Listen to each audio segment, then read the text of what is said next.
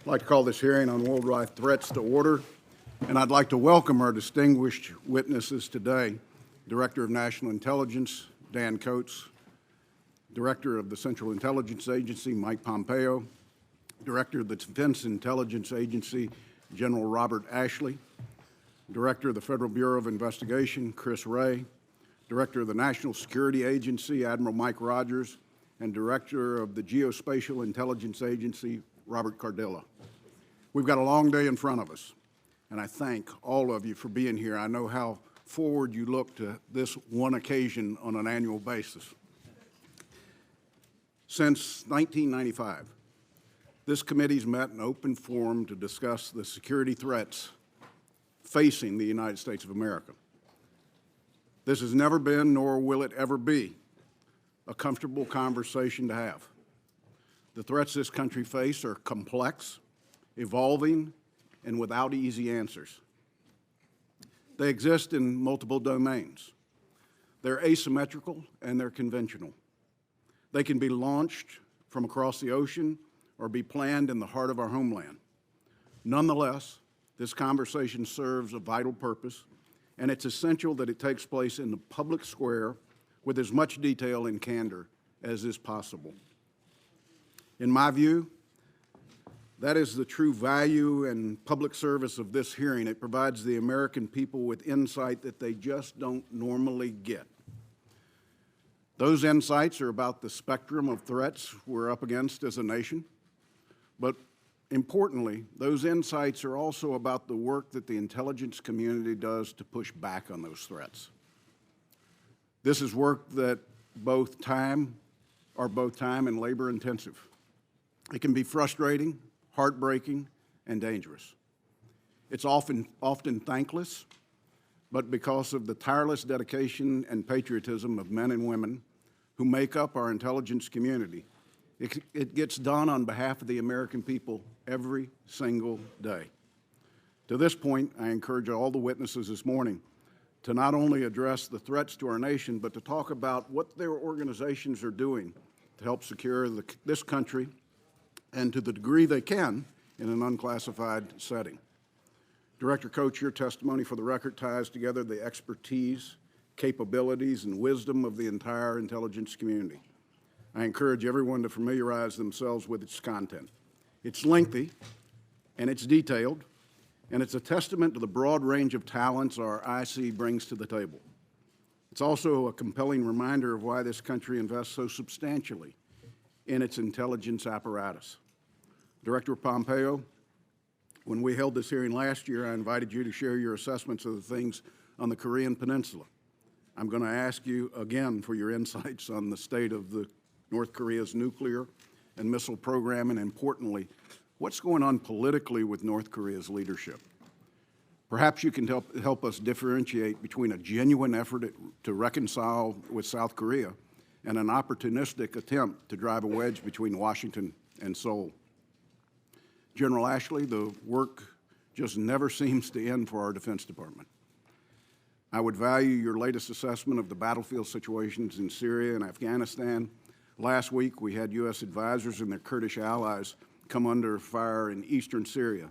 This prompted a retaliatory strike that killed dozens of pro-regime forces.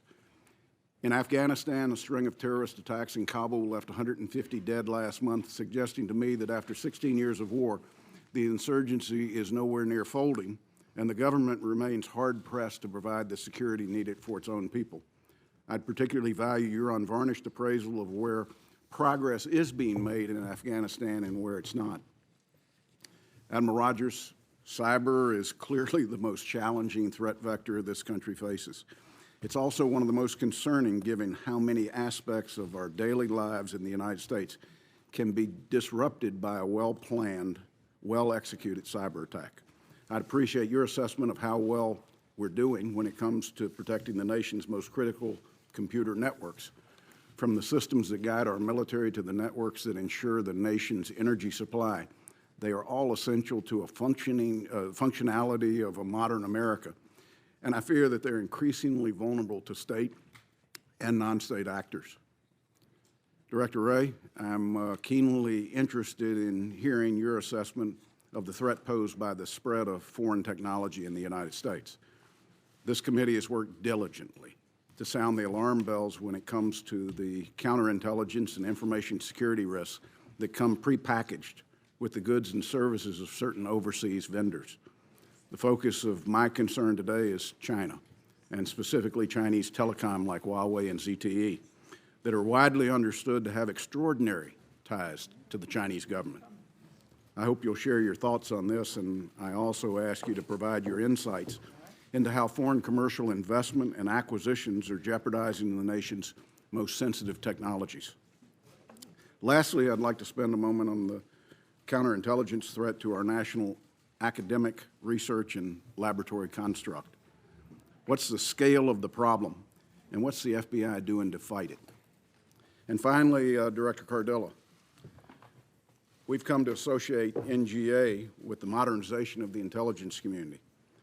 The adversaries of this country are investing in innovating faster and with fewer constraints than we are.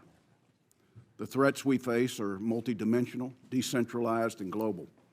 NGA is playing an essential role and pushing the envelope with new ways of tackling problems, like having more data than you can feasibly analyze. As the IC edges closer to automation, machine learning, and eventually artificial intelligence, the computer learning and computer vision work at NGA will be a bridge to help us get there. I look forward to your thoughts on what's next at NGA and how the intelligence community as a whole can make better use of innovation and technologies to advance intelligence disciplines that have not changed much in the past 60 years. Our adversaries aren't going to wait for us to catch up. I'll close there because we have a lot to get to, but I want to thank you, and more importantly, I want to thank those who are not here with you, those who carry out the lion's share of the work on behalf of the American people, the intelligence community. The folks you represent are important to this committee. We can't do our oversight without the work they perform. Before turning to the distinguished Vice Chairman, I'd like to highlight for my colleagues, we will reconvene at 2:30 this afternoon in a closed session to hear from the same witnesses in a classified setting. I would ask members to please reserve anything that remotely gets into a classified question for the afternoon session. With that, Vice Chairman. Thank you, Mr. Chairman, and let me also welcome all of you here and echo the Chairman's comments. Thank you all for your service, and we hope you will convey back to all the brave men and women who work for you that this committee will always have your back. I think this open hearing comes at an extraordinarily important time. Our nation's intelligence agencies stand at the forefront of our defense against continuing threats from terrorist groups, extremist ideology, rogue regimes, nuclear proliferation, and regional instability. We all know, and we've discussed this at length, in recent years we've also seen the rise of nations who view themselves at least as competitors, if not as adversaries of the United States. They began to utilize new asymmetric weapons to undercut our democratic institutions, to steal our most sensitive intellectual property. Let me start with Russia. Obviously, certain questions remain with respect to the true extent of the Russian interference in the 2016 elections. And we'll work through these, continue to work through these in a bipartisan way on this committee. However, I think you'll find a broad bipartisan consensus on this committee on a number of critical issues. First, that Russia engaged in a coordinated attack to undermine our democracy. Second, that effort included targeting of state and local elections, electoral activities in 21 states. And third, the Russian effort in a new area utilized our social media platforms to push and spread misinformation at an unprecedented scale. Now, we've had more than a year to get our act together and address the threat posed by Russia and implement a strategy to deter further attacks. But I believe, unfortunately, we still don't have a comprehensive plan. 2 weeks ago, Director Pompeo publicly stated that he has every expectation that Russia will try to influence our upcoming elections. Secretary of State Tillerson just last week said that we're already seeing Russian efforts to meddle in the 2018 elections. But I believe in many ways we're no better prepared than we were in 2016. Make no mistake, this threat did not begin in 2016, and it certainly didn't end with the election. What we are seeing is a continuous assault by Russia to target and undermine our democratic institutions, and they're going to keep coming at us. Despite all this, the President inconveniently continues to deny the threat posed by Russia. He didn't increase sanctions on Russia when he had a chance to do so. He hasn't even tweeted a single concern. This threat, I believe, demands a whole-of-government response, and that response needs to start with leadership at the top. At the same time, other threats to our institutions come from right here at home. There have been some, aided and abetted by Russian internet bots and trolls, who've attacked the basic integrity of the FBI and the Justice Department. This is a dangerous trend.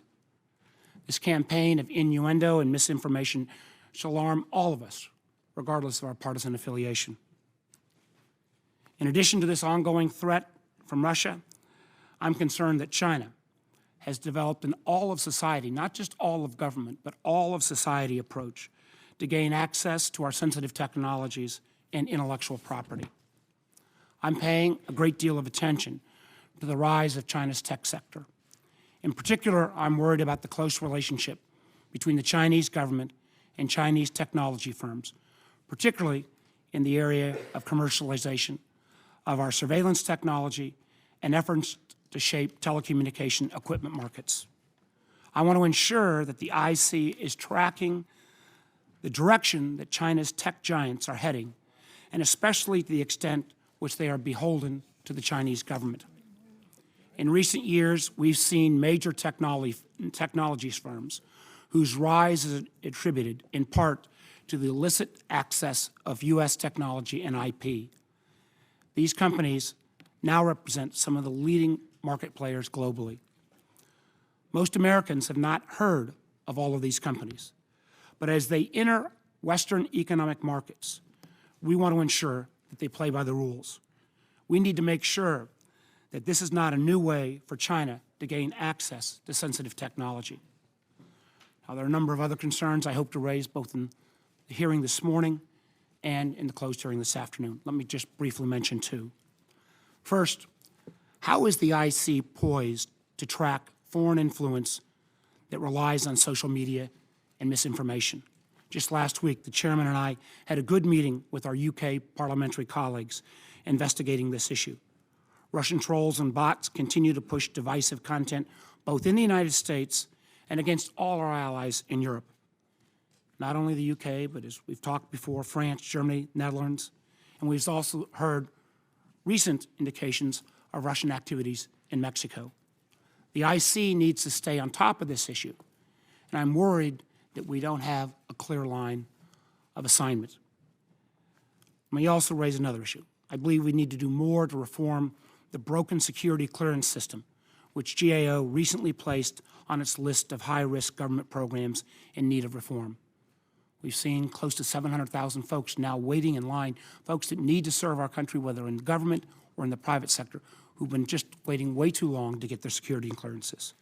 It's obviously hampering your recruitment and retention, and it's costing us millions of dollars in inefficiency.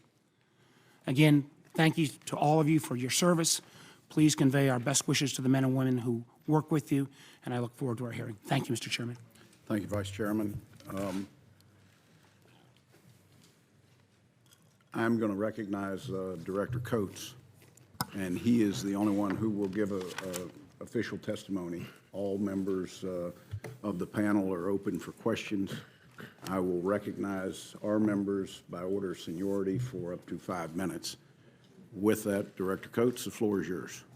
Mr. Chairman, thank you. I want to start by apologizing for my raspy voice. I've been fighting through some of the crud that's going around that several of us have endured. I may have to clear my throat a few times, which I apologize for. But it strikes me listening to your opening remarks and the Vice Chairman's opening remarks that, excuse me, that we have continued to have a very interactive presence with this committee. The issues that you and the Vice Chairman have raised and that others will raise are issues that we talk about continuously with you, and we want to continue to work with you carefully on both sides of the aisle here as we go forward looking at what the intelligence community can provide for this committee and the issues that we find in common. Vice Chairman Warner, members of the committee, we thank you for the opportunity to be with you here today. There have been some changes on the panel since we were here last year. This will be Admiral Rogers' last visit before this committee on the threat assessment issue. He deeply regrets not having to come before you in the future years, as he's enjoyed this process very much. We're considering emeritus status so that he could be annually invited back. We have two new members, Director Ray and General Ashley, who have been looking forward to this day, I'm sure, with great anticipation. And so I say all that because what you are looking at here is a team that works together in terms of how we provide the American people and our Congress and policymakers with the intelligence that they need. So it's an honor for us to be here, and I think this team reflects the hard work of the intelligence community in their testimonies and their answers to questions today. Before I begin the sobering portion of my remarks, let me take a moment to acknowledge a positive development for our intelligence community and express our thanks to members of this committee for their support in the renewing of the authorities of the recent 702 authorization. This is, as we have told you, our most important legislative issue because it is our most important collection issue against foreign terrorists and threats to America. And we appreciate the work that the committee has done and others have done, and particularly this team has done in reaching that goal. As you will hear during these remarks, we face a complex, volatile, and challenging threat environment. The risk of interstate conflict is higher than any time since the end of the Cold War, all the more alarming because of the growing development and use of weapons of mass destruction by state and non-state actors. Our adversaries, as well as the other malign actors, are using cyber and other instruments of power to shape societies and markets, international rules and institutions, and international hotspots to their advantage. We have entered a period that can best be described as a race for technological superiority against our adversaries who seek to sow division in the United States and weaken U.S. leadership. And non-state actors, including terrorists and criminal groups, are exploiting weak state capacity in Africa, the Middle East, Asia, and Latin America, causing instability and violence both within states and among states. In the interest of saving time for your questions, I will not cover every topic in my opening remarks. I think that'll be of relief to the committee. We are submitting a written statement, however, for the record with additional details. Let me turn to global threats, and I'd like to start with the cyber threat, which is one of my greatest concerns and top priorities. Frankly, the United States is under attack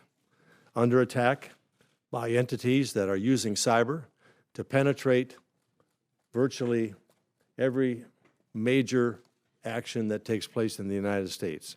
From U.S. businesses to the federal government to state and local governments, the United States is threatened by cyber attacks every day. While Russia, China, Iran, and North Korea pose the greatest cyber threats, other nation states, terrorist organizations, transnational criminal organizations, and ever more technically capable groups and individuals use cyber operations to achieve strategic and malign objectives. Some of these actors, including Russia, are likely to pursue even more aggressive cyber attacks with the intent of degrading our democratic values and weakening our alliances. Persistent and disruptive cyber operations will continue against the United States and our European allies, using elections as opportunities to undermine democracy, sow discord, and undermine our values. Chinese cyber espionage and cyber attack capabilities will continue to support China's national security and economic priorities. Iran will try to penetrate U.S. and allied networks for espionage and lay the groundwork for future cyber attacks. And North Korea will continue to use cyber operations to raise funds, launch attacks, and gather intelligence against the United States. Terrorists will use the internet to raise funds and promote their malign messages. Criminals will exploit cyber tools to finance their operations. My next topic for you is weapons of mass destruction, the WMD.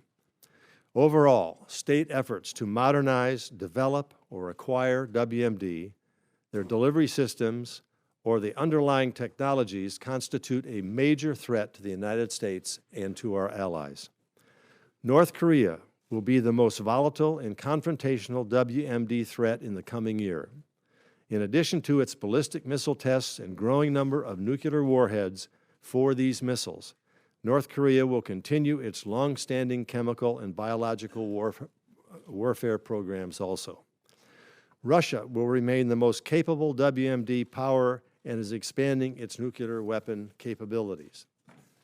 China will continue to expand its weapons of mass destruction options and diversify its nuclear arsenal.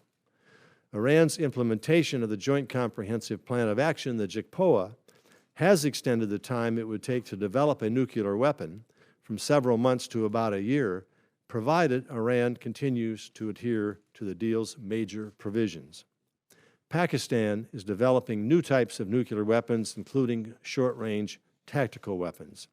And state and non-state actors, including the Syrian regime and ISIS, the remnants of ISIS in Syria, continue to possess and, in some cases, have used chemical weapons in Syria and Iraq, and we continue to be concerned about some of these actors' pursuit of biological weapons. Turning now to terrorism. The terrorism threat is pronounced and spans the sectarian spectrum from ISIS and al-Qaeda to Lebanese Hezbollah and other affiliated terrorist organizations, as well as the state-sponsored activities of Iran. U.S.-based, homegrown violent extremists have, including inspired and self-radical individuals, represent the primary and most difficult to detect Sunni terrorism threat in the United States. ISIS claimed to having a functioning caliphate that governs populations is all but thwarted. However, ISIS remains a threat and will likely focus on regrouping in Iraq and Syria, particularly in ungoverned portions of those countries, enhancing its global presence, championing its cause, planning international attacks, and encouraging members and sympathizers to attack their home countries. Meanwhile, al-Qaeda almost certainly will remain a major actor in global terrorism as it continues to prioritize a long-term approach, and the organization remains intent on attacking the United States and U.S. interests abroad. Now, moving on, as if we don't have enough threats here on Earth, we need to look to the heavens, threats in space. The global expansion of the space industry will extend space-enabled capabilities and situational awareness to nation-state and commercial space actors in the coming years. Russia and China will continue to expand their space-based reconnaissance, communications, and navigation systems in terms of numbers of satellites, breadth of capability, and applications for use. And both Russia and Chinese counter-space weapons will mature over the next few years as each country pursues anti-satellite weapons as a means to reduce U.S. and allied military effectiveness and perceptions of U.S. military advantage in space. And the final topical, functional topic is transnational organized crime, which poses a growing threat to U.S. and allied interests. These criminal groups will supply the dominant share of illicit drugs, fueling record mortality rates among our population. They will continue to traffic in human life. They will deplete national resources and siphon money from governments and the global economy. I'd like now to briefly go around the world on regional topics, starting with East Asia. You know, if you went out and hired a private plane and launched from Los Angeles and went around the world and stopped at every hot spot in this world, you would make multiple dozens of stops. That's the kind of threat that we face. But let me start with East Asia. North Korea continues to pose an ever more increasing threat to the United States and its interests. Pyongyang has repeatedly stated that it does not intend to negotiate its nuclear weapons and missiles away, because the regime views nuclear weapons are critical to its security. Kim also probably sees nuclear ICBMs as leverage to achieve his long-term strategic ambition to end Seoul's alliance with Washington and to eventually dominate the peninsula. In the wake of its ICBM tests last year, we expect to see North Korea press ahead with additional missile tests this year, and its foreign minister has threatened an atmospheric nuclear test over the Pacific.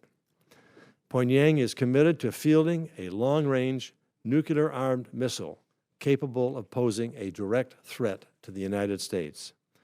And modest improvements in North Korea's conventional capabilities will continue to pose an ever greater threat to South Korea, Japan, as well as U.S. targets in those countries.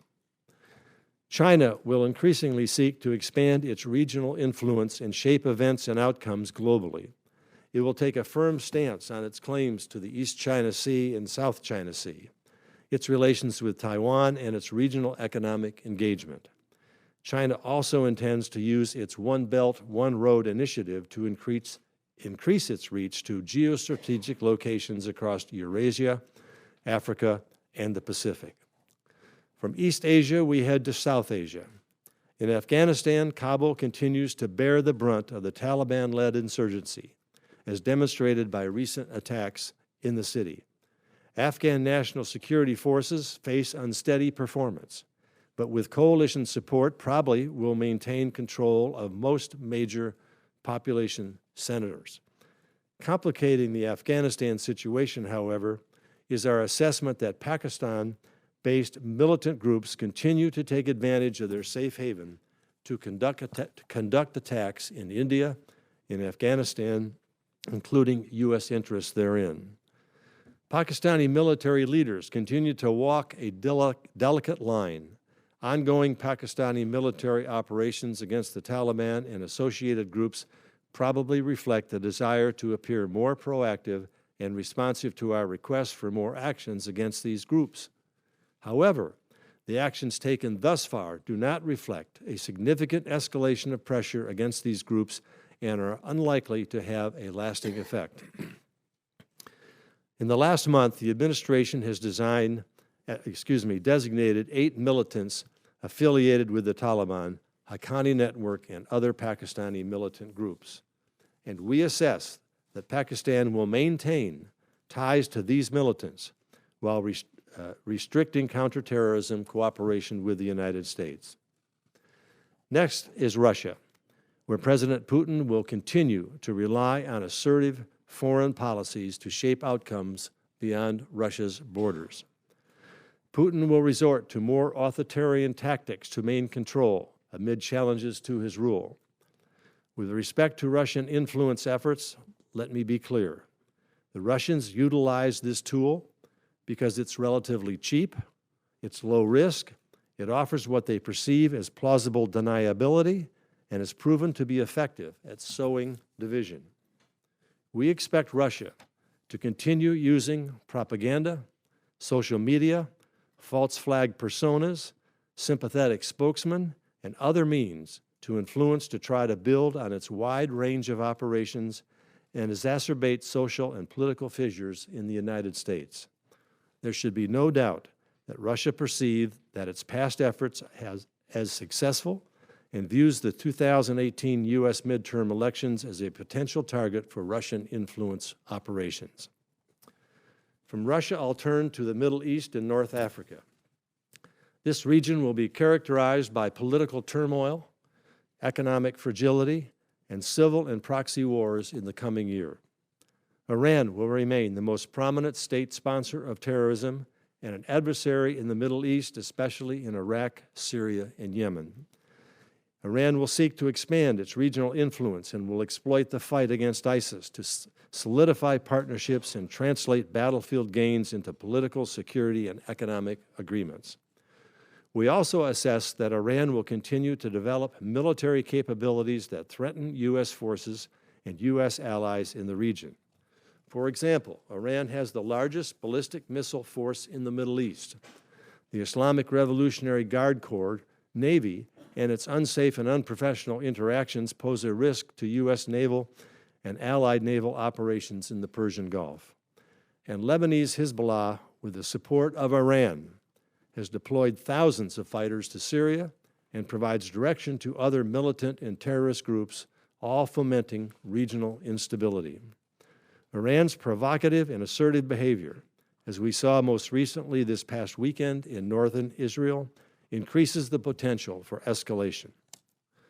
Turkey will seek to thwart Kurdish ambitions in the Middle East, and the ongoing Turkish incursion into northern Syria is complicating ongoing counter-ISIS activities in the region and increases the risk to U.S. forces located in the area.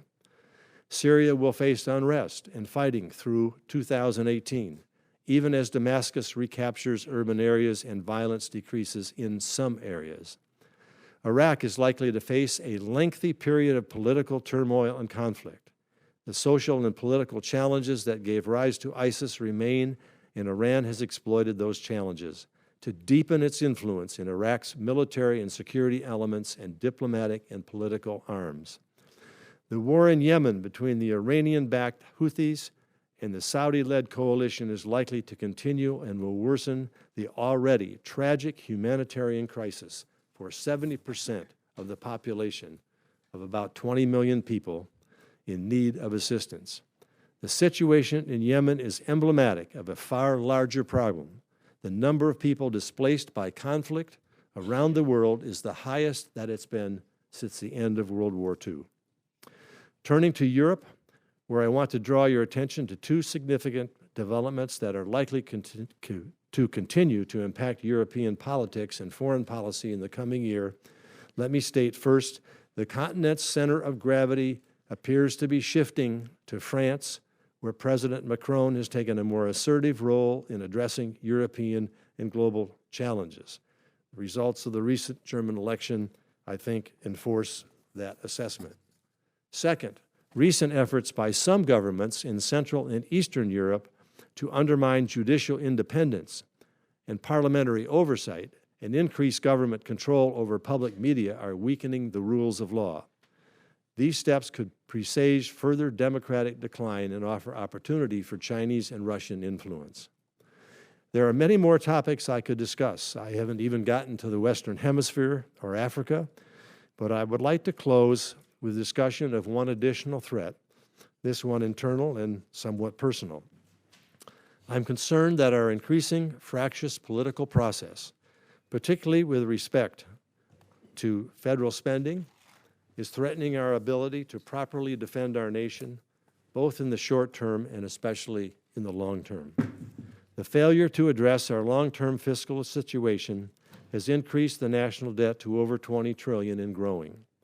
This situation is unsustainable, as I think we all know, and represents a dire threat to our economic and national security. Former Chairman of the Joint Chiefs of Staff, Mike Mullen, first identified the national debt as the greatest threat to our national security. Since then, he has been joined by numerous respected national security leaders of both parties, including former Secretaries of State Madeleine Albright and Henry Kissinger, as well as former Defense Secretaries Bob Gates and Leon Panetta. And our current Defense Secretary, Jim Mattis, agrees with this assessment.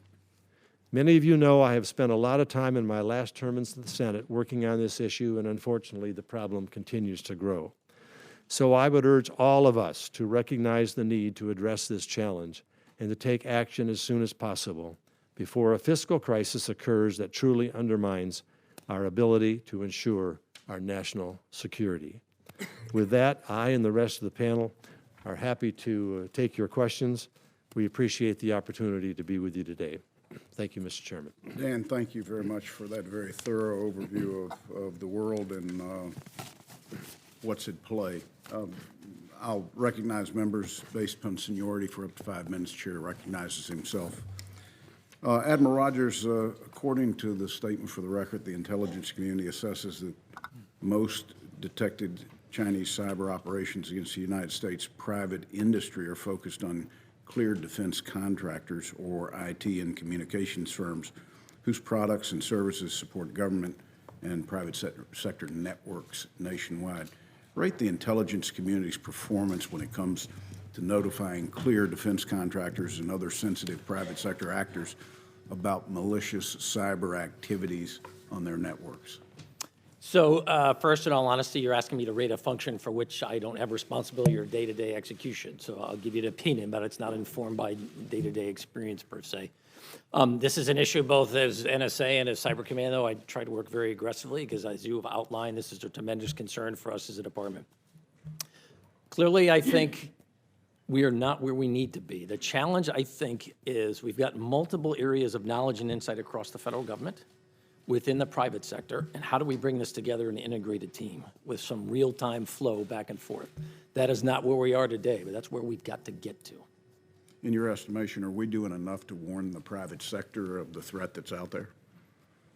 I think we are informing them as we become aware of it, but one of my concerns is we're only going to see one slice of this picture. I'm also interested in, from the private sector's perspective, tell us what you are saying, and if we can bring these two together, we'll have such a broader perspective and much more in-depth knowledge of what's happening. I think that's part of this. It's not just, hey, one side needs to do a better job.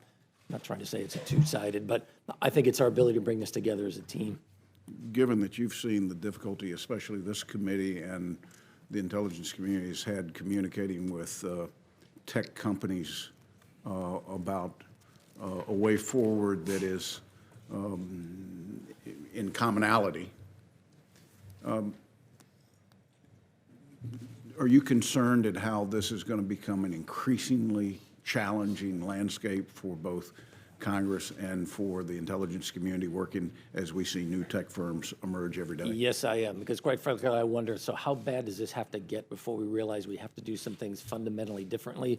And I would argue, if you look at the Internet of Things, you look at the security levels within those components, folks, this is going to orders of magnitude. If we think the problem is a challenge now, we just wait, it's going to get much, much worse exponentially from a security perspective.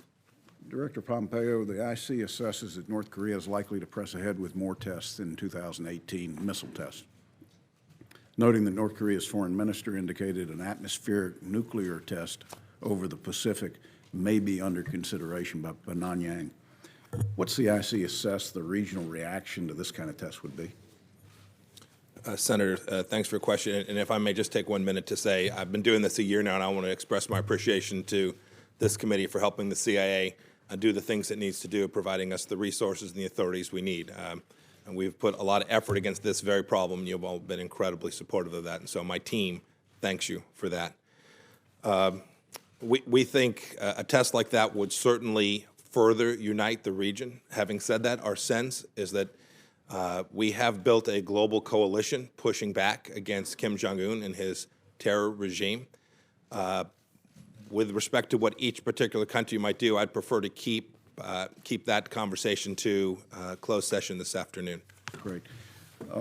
What's the IC's assessment of North Korea's willingness to employ its expansive conventional military capabilities?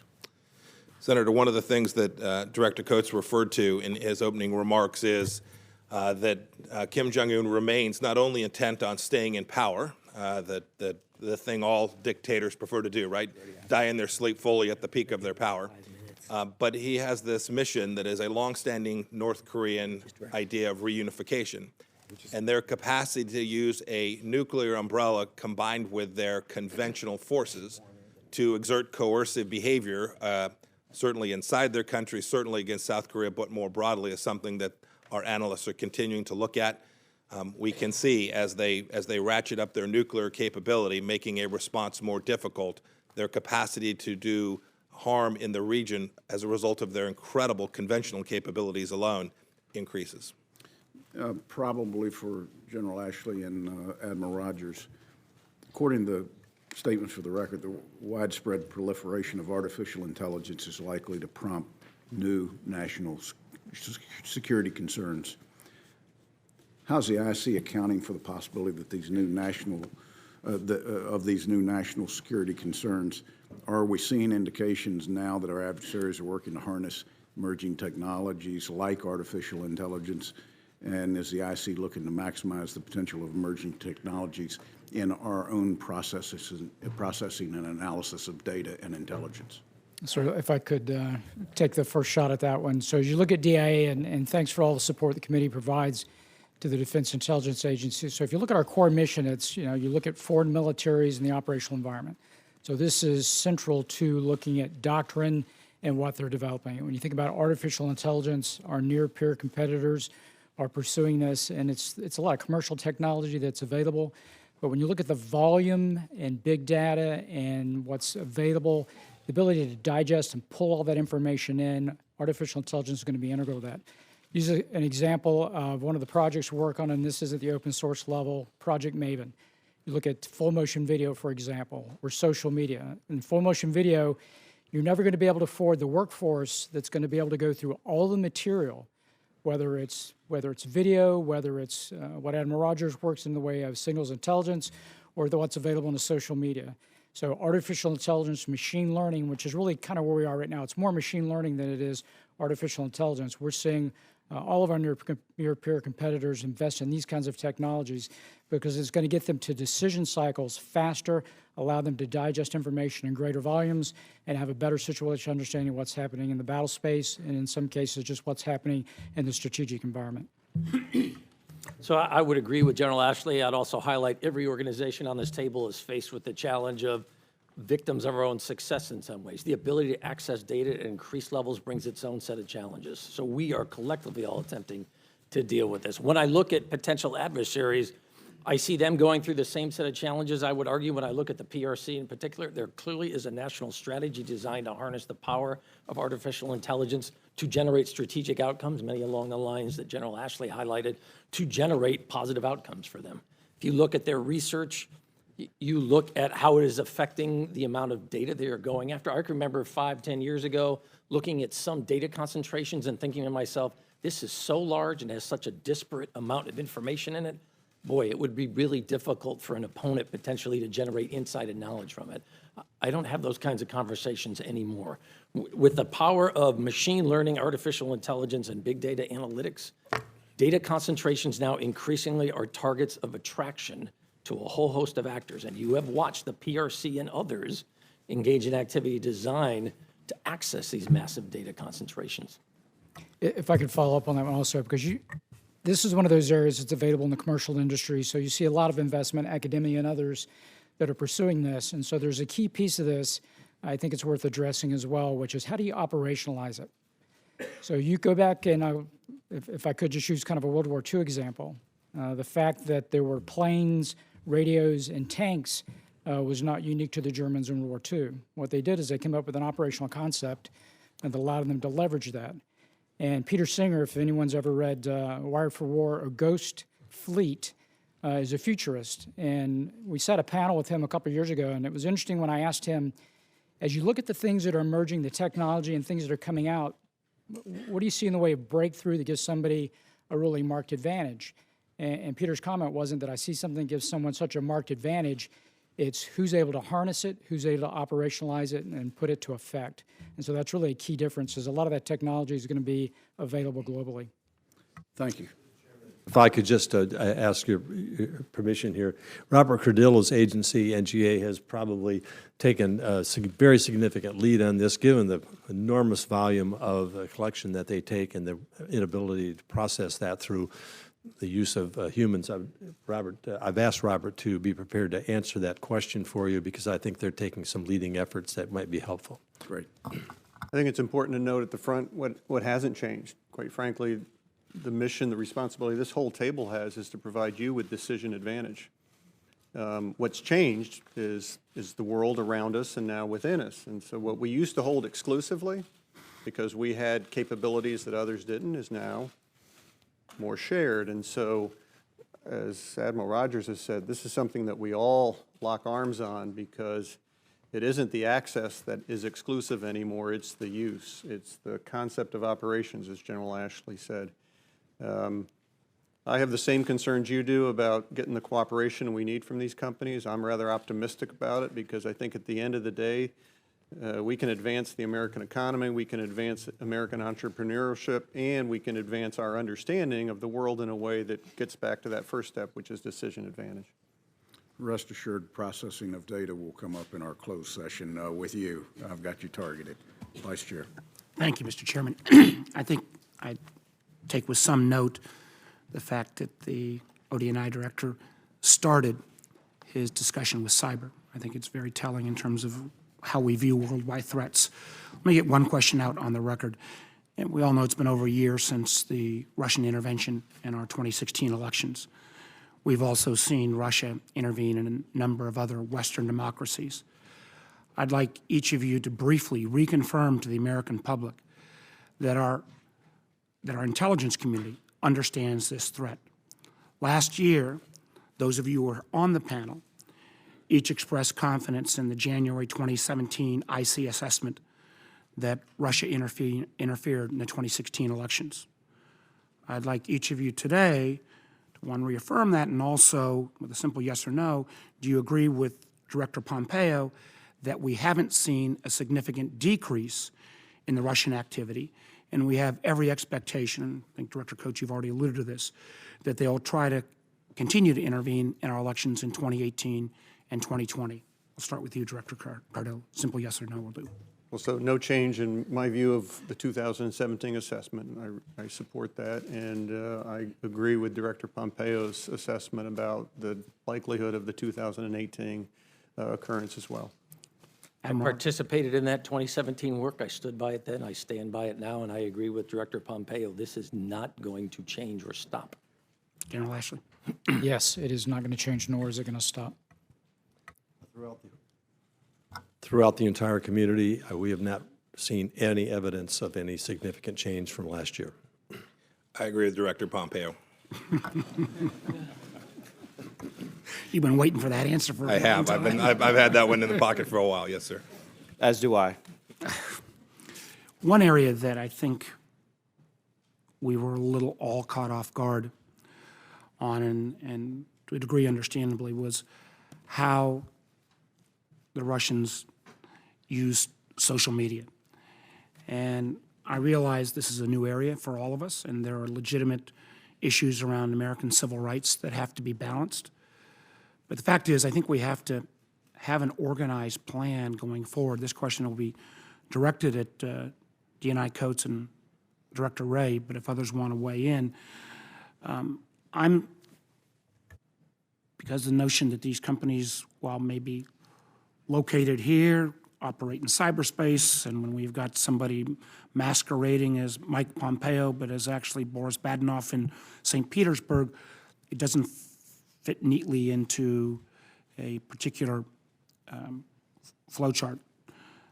Director Coates and Director Ray, who is in charge of addressing the threat posed by foreign nationals or foreign nations in terms of their use and misuse of social media? There's no single agency, quote, in charge. There are several agencies throughout the federal government that have equities in this, and we are working together to try to integrate that process. It clearly is something that needs to be addressed and addressed as quickly as possible. You and I have had a number of discussions about that, and so we are keen on moving forward in terms of not only identification but relative response and things that we can do to prevent this from happening. We are gaining more think, support, I guess is the right word, from the private sector, who are beginning to recognize ever more the issues that are faced with the material that comes through their processes. We cannot, as a government, direct them what to do, but we certainly are spending every effort we can to work with them to provide some answers to this question. Dr. Ray? I would agree with Director Coates. I think it's a team effort, and one of the things that's really jumped out at me since being back in government is how much more of a team the intelligence community is than the last time I was in this space. I have one of Mike's people who sits right, in my inner team and vice versa, and we're dealing with each other, every day.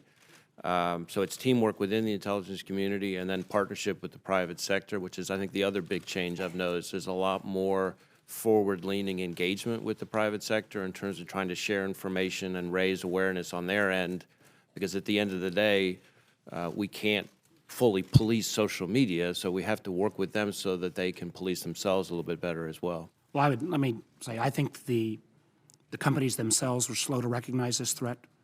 I think they've still got more work to do, but the fact that we don't have clarity in terms of who's in charge means I don't believe we don't have a full plan. Let me just get one last question in quickly on the rise, and the chairman's alluded to this as well, the rise of Chinese tech companies. And I know Senator Cornyn and Senator Feinstein have got legislation on CFIUS, but my fear is that some of these Chinese tech companies may not even have to acquire an American company before they become pervasive in our market. Again, I'll start with Director Coates and Director Ray. How do we make sure that we send a signal to the private sector before some of these companies, in effect, totally invade our market, particularly because so many of them are tied back to the Chinese government? Well, I think it's not only sending a signal and working together, sharing information with the private sector and the public sector. It also, I think, involves almost a whole of government issue, in particular legislative, with the legislation that is being looked at in terms of the CFIUS process. I think we need to go beyond what the current process is in terms of evaluating. We as a community will coordinate our intelligence to provide the policymakers and those that are making these decisions with the best intelligence we can relative to what the situation is. And so we have this and view this as a top priority. It's ongoing because, as I mentioned in my early remarks here, the Chinese are pervasive on this, and we've seen it happen throughout both the public and the private sector. We've tried very hard to be more out and about in the private sector in terms of providing what are almost like defensive briefings, so that some of the U.S. telecommunications companies, among other technology industry members, kind of can recognize the threats that are coming their way. And I think I've been pretty gratified by the response that we've gotten by most companies once we're able to try to educate them. I think one of the bigger challenges we face is that because America is the land of innovation, there's a lot of very exciting stuff that's happening in terms of smaller startup companies. A lot of them are a lot less sophisticated about some of this stuff, and trying to make sure we're touching those and educating them as well is a continuing challenge. The reality is that the Chinese have turned more and more to more creative avenues using non-traditional collectors, which I think we in the intelligence community recognize, but I think the private sector is not used to spotting. And so a lot of it is trying to educate them about what to be on the lookout for and to have it be more of a dialogue. Thank you. Senator Risch. Thank you very much.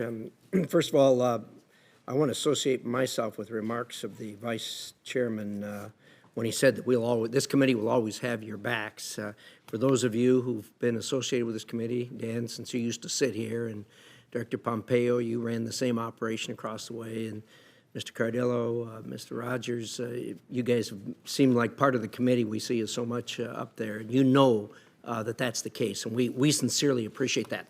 I would say, however, and every one of us here knows what a tough job each of your agencies have.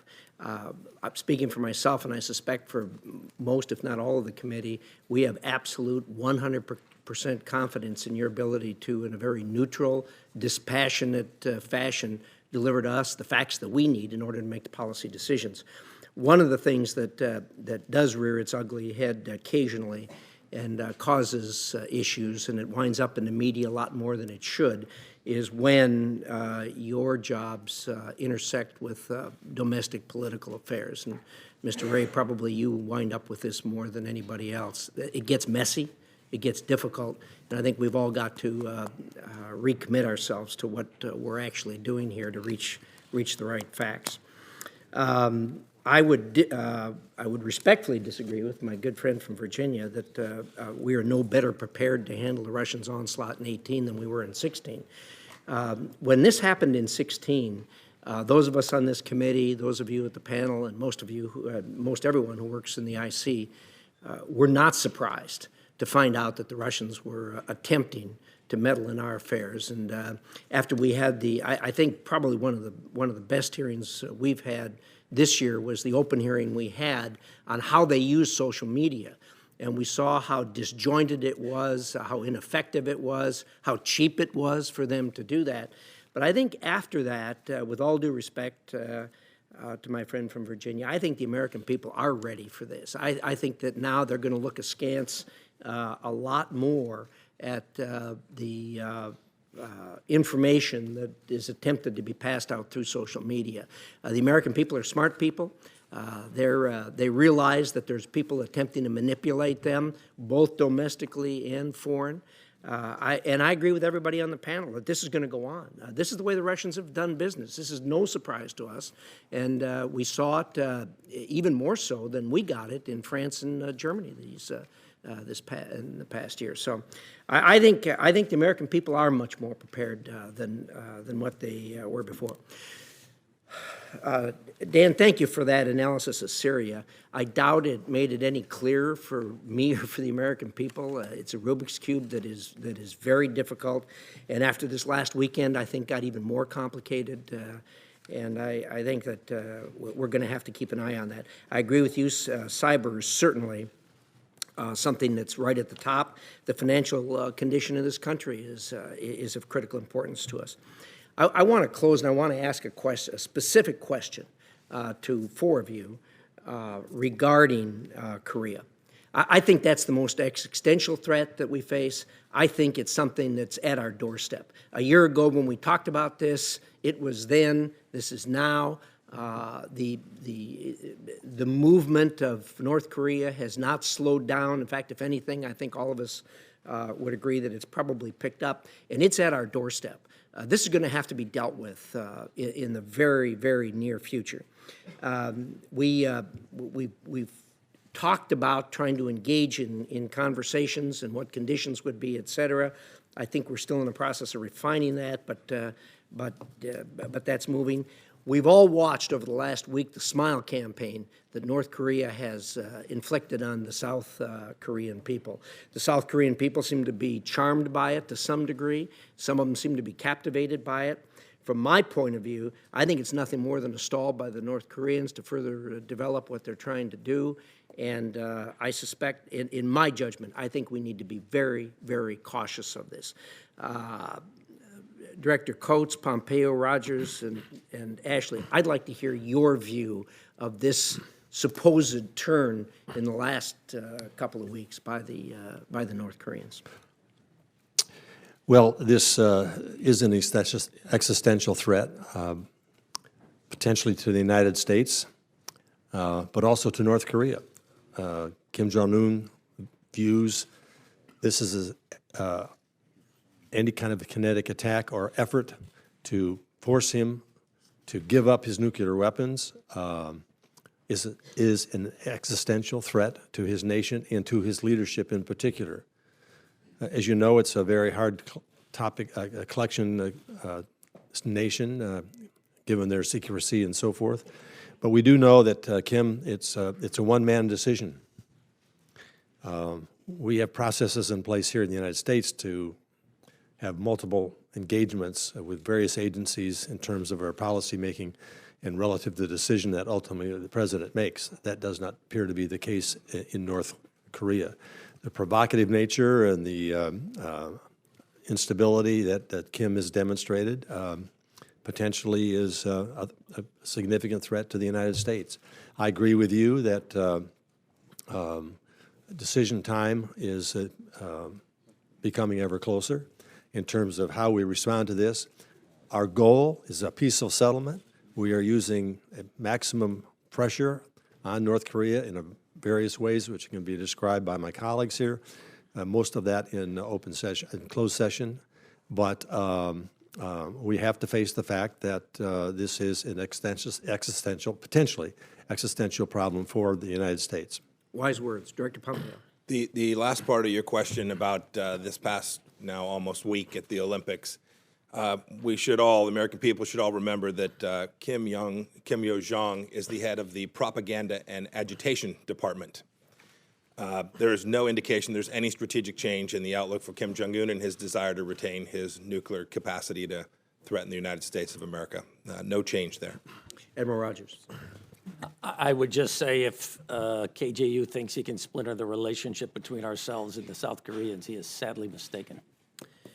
And finally, Lieutenant General Ashley. So no change to his strategic calculus. Matter of fact, under the KG regime, you've seen a much more deliberate effort in terms of readiness, very different from his father. So you got a 1 million-man army, 70% of it is south of Pyongyang, and they train in a very deliberate fashion. The strategic calculus is not changing, and we should not be misled by the events that are taking place around the Olympics. Thank you so much. My time's up, Mr. Chairman. Thank you. Senator Feinstein. Thanks very much. I want to associate myself with some of the comments of Senator Risch. And we just had a secure briefing last week, and I think it was difficult and harsh. I hearken back to the words of the Secretary of State on the 4 no's. And 1, that we do not seek regime change. 2, we are not seeking the accelerated reunion of the peninsula. And finally, that we will not bring U.S. forces north of the demilitarized zone, zone, if the Korean peninsula is reunified. Yeah, let me ask you, Mr. Pompeo, because you just spoke with some certainty. Does Kim Jong-un really understand and believe that our goals are not regime change or regime collapse? Senator Feinstein, I can't give you any certainty about what Kim Jong-un actually subjectively believes. A very difficult intelligence problem anywhere in the world, most especially difficult there. And I have expressed this before. We do remain concerned, our analysts remain concerned that Kim Jong-un is not hearing the full story. That is, that those around him aren't providing nuance, aren't suggesting to him the tenuous nature of his position, both internationally and domestically, the breach with China, the deep connections between the United States and the Republic of Korea. We are not at all certain that the leaders around him are sharing that information in a way that is accurate, complete, and full. In a recent Washington Post op-ed, Victor Shah, who was recently under consideration to be United States ambassador to South Korea, warned of the dangers of a preventive United States military strike against North Korea. He cautioned that such a strike would not halt North Korea's nuclear weapons program and could spark an uncontrolled conflict in the region that could kill hundreds of thousands of Americans. He is not the only one. A number of experts on the area have said that. And he argued to continue to press for multilateral sanctions at the UN, to provide Japan and South Korea advanced weapons training and intel, and some other things. Has the intelligence community assessed how the North Korean regime would react to a preventive United States attack? We have. I would prefer to share that with you in closed session this afternoon. That is. Would you do that this yes, afternoon? Yes, absolutely, please? Senator. Yes, we have written about various forms of actions, what we analyze, the certainty and uncertainty we have around that analysis, as well as what we think happens in the event that the United States decides not to do that and continues to allow Kim Jong-un to develop his nuclear weapons arsenal. Have you explored what it would take to bring them to the table? We have. Would you I'd prefer to bring share that with you in to closed our session. Yes, attention ma'am. This afternoon as well? Yes, Thank ma'am. you. Thank you, Mr. Chairman. Thank you, Senator Feinstein. Senator Rubio. Thank you. Thank you all for being here. I also echo the same words everyone else has shared with you about the esteem we have for all of our agencies and the important work they do. And I think this has already been touched upon, I do believe that Russia, Vladimir Putin in particular's efforts around the world are very important, but the biggest issue of our time, in my view, and I think in the view of most of the members of this committee, and I would venture to guess most of the members of this panel, is China and the risks they pose. I'm not sure in the 240-some-odd year history of this nation we've ever faced a competitor and potential adversary of this scale, scope, and capacity. It is my personal view, and it's shared by many people, that they are carrying out a well-orchestrated, well-executed, very patient, long-term strategy to replace the United States as the most powerful and influential nation on earth. You see that reflected in this repeated use of this term community of common destiny, which basically means a retreat from Western values of democracy and freedom and openness towards some other model that benefits them. And their pursuit of this appears to be every element of their national power, their military, commercial, trade, economics, information and media. The tools they use are everything from hacking into companies and critical infrastructure and defense contractors, everybody you can imagine, to using our immigration system against us, to even our universities. And that's where I wanted to begin this week. Well, let me just ask this, and I'd start this with Director Coates. Is it your view that the United States today, as a government, is prepared for the scale, scope, and magnitude of the challenge presented by this plan that China is carrying out? We have full awareness of what the Chinese are attempting to have full awareness of what the Chinese are attempting to do on a global basis. There's no question that that what you have just articulated is what's happening with China. They're doing it in a very smart way. They're doing it in a very effective way. They are looking beyond their own region. I think it's clear that they have a long-term strategic objective to become a world power. And they are executing throughout the whole of government ways in which they can accomplish that. We have intensive studies going on throughout the intelligence community relative to A to Z on what China is doing. General Mattis has asked us for that. Others have asked us to provide that. Senator Warner called me last week. We had a discussion on that. I assured him that we are pulling all of our elements of intelligence gathering together to provide a very, very deep dive into what China's plan is doing now and what their plans are for the future and how it would impact on the United States. Just to kind of highlight the different ways and untraditional ways in which they're pursuing this plan, Director Wray, let me ask you, what in your view could you say in this setting is the counterintelligence risk posed to U.S. national security from Chinese students, particularly those in advanced programs in the sciences and mathematics? I think in this setting, I would just say that the use of non-traditional collectors, especially in the academic setting, whether it's professors, scientists, students, we see in almost every field office that the FBI has around the country. It's not just in major cities, it's in small ones as well. It's across basically every discipline. And I think the level of naivete on the part of the academic sector about this creates its own issues. They're exploiting the very open research and development environment that we have, which we all revere, but they're taking advantage of it. So one of the things we're trying to do is view the China threat as not just a whole of government threat, but a whole of society threat on their end, and I think it's going to take a whole of society response by us. So it's not just the intelligence community, but it's raising awareness within our academic sector, within our private sector as part of the defense. Well, in that vein, last week I wrote a letter to 5 higher education institutions in Florida about the Confucius Institutes, which are funded by Chinese government dollars at U.S. schools. And it is my view that they're complicit in these efforts to covertly influence public opinion and to teach half-truths designed to present Chinese history, government, or official policy in the most favorable light. Do you share concerns about Confucius Institutes as a tool of that whole of society effort and as a way to exploit the sort of naive view among some in the academic circles about what the purpose of these institutes could be? We do share concerns about the Confucius Institutes. We've been watching that development for a while. It's just one of many tools that they take advantage of. We have seen some decrease recently in their own enthusiasm and commitment to that particular program, but it is something that we're watching warily, and in certain instances have developed, appropriate investigative steps. Senator White. Thank you, Mr. Chairman. Vice Chairman Warner highlighted in his opening statement the importance of an effective security clearance process. So I've got a question for you, Director Wray. Was the FBI aware of allegations related to Rob Porter and domestic abuse?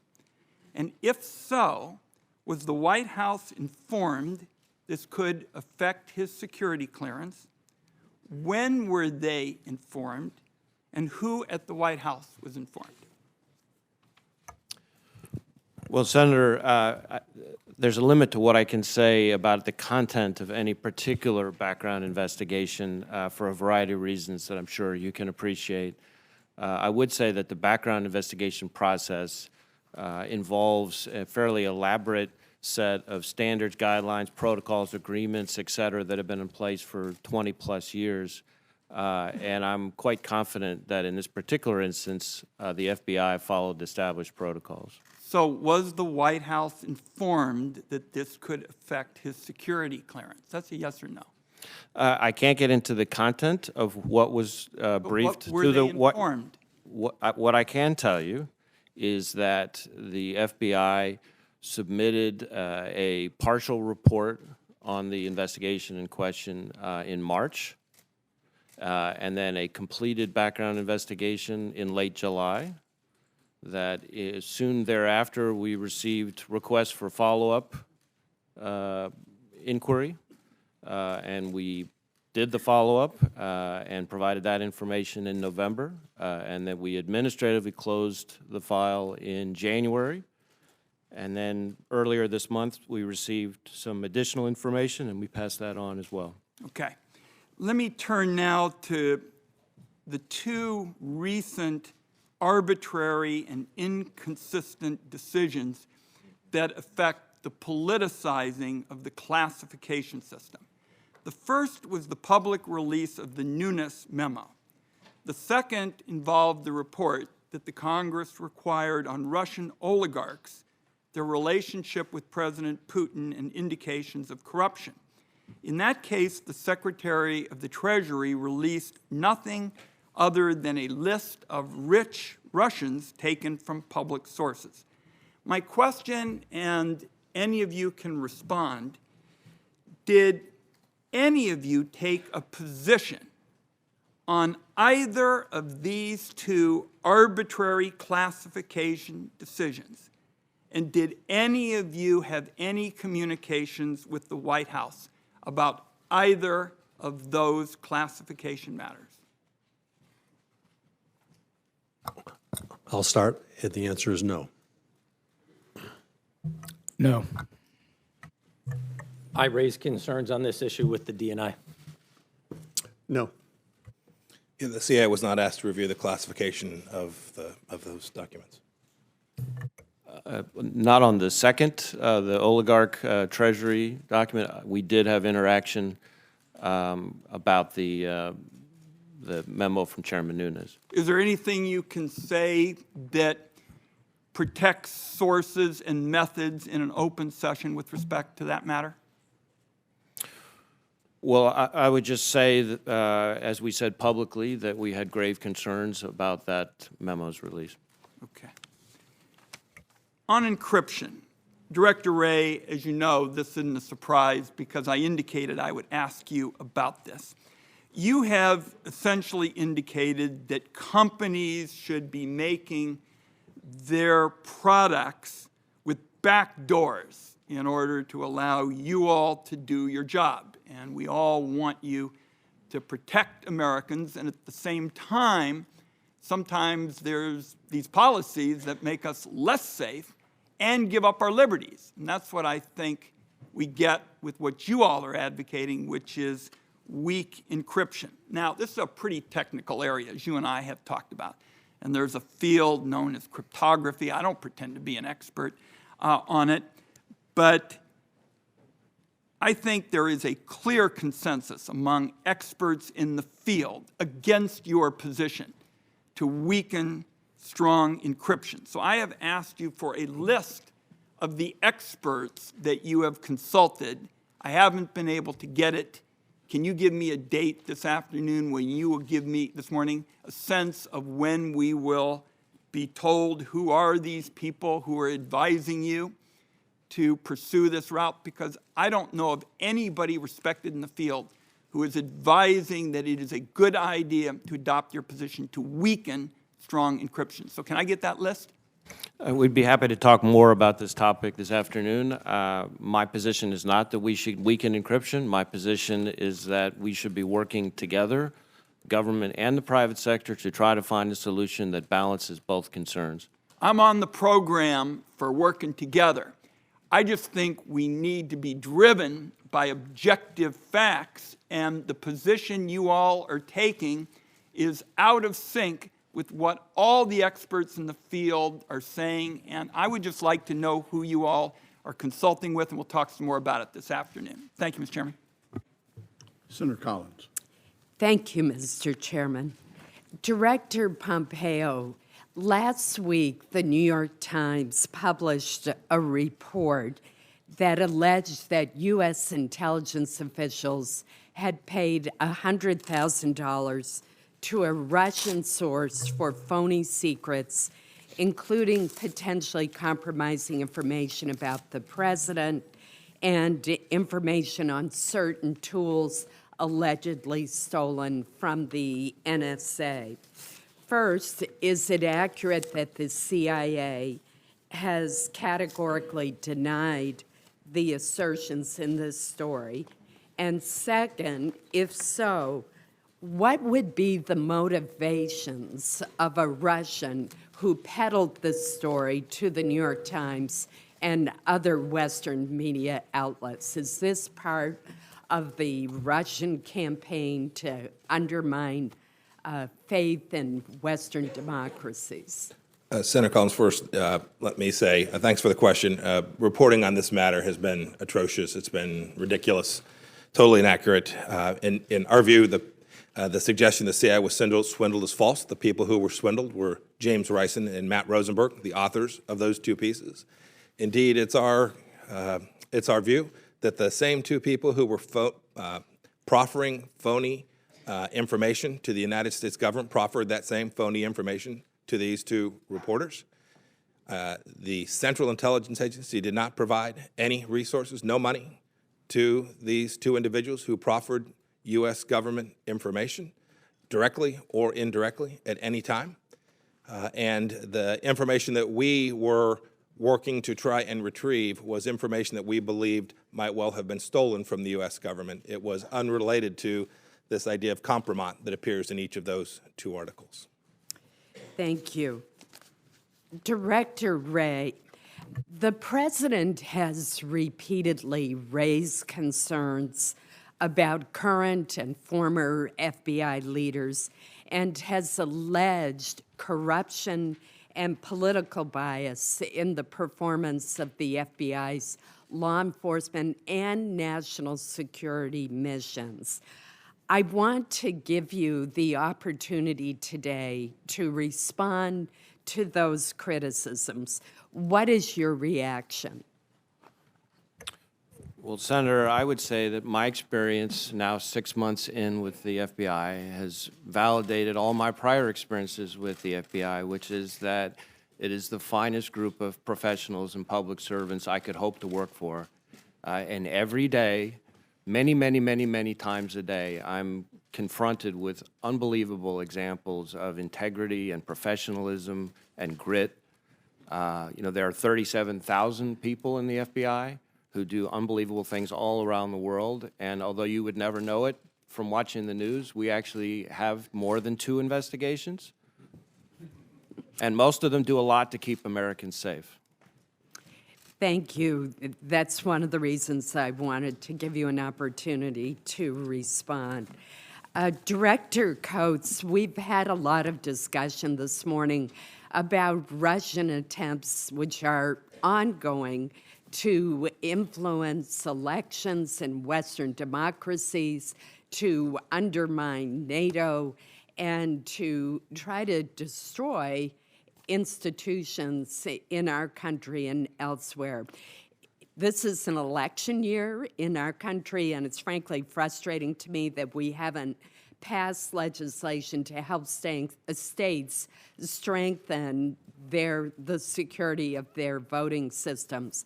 Putting that issue aside, there's also going to be an election this year in Latvia, one of our NATO allies. What is your assessment of whether or not the Russians are actively engaged in trying to influence that election?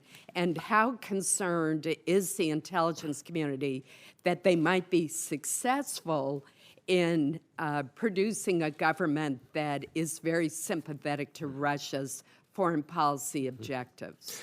Not only are we concerned, the 29 nations of NATO are concerned. I returned not that long ago from a meeting in Brussels with the intelligence arm of NATO. All 29 nations, the topic was addressed primarily on Russian meddling in elections and trying to undermine democratic values.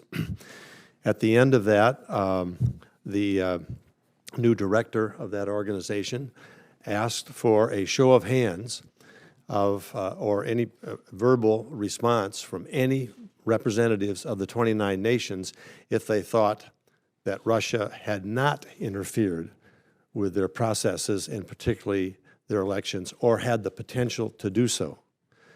Not one person raised their hand. He said, so do I understand that we are unanimous in assessing what the Russians are trying to do to undermine our elections, to undermine our coordination with the United States and relationships with each other, to undermine the very basic principles of sharing with our European countries, everything that is accomplished through NATO. Do I understand that no one has an objection to it? You all see this for what it is? Dead silent. He said, I take silence to be consent. So I think that says that this is pervasive, that the Russians have a strategy that goes well beyond what's happening here in the United States, even though while they have historically tried to do these kinds of things, clearly in 2016 they upped their game.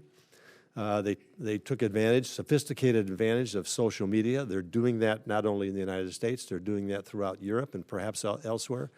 And so I think that sends a very strong signal that any elections that are coming up we need to assume that there might be interference with that, particularly from the Russians and maybe from some other malign actors.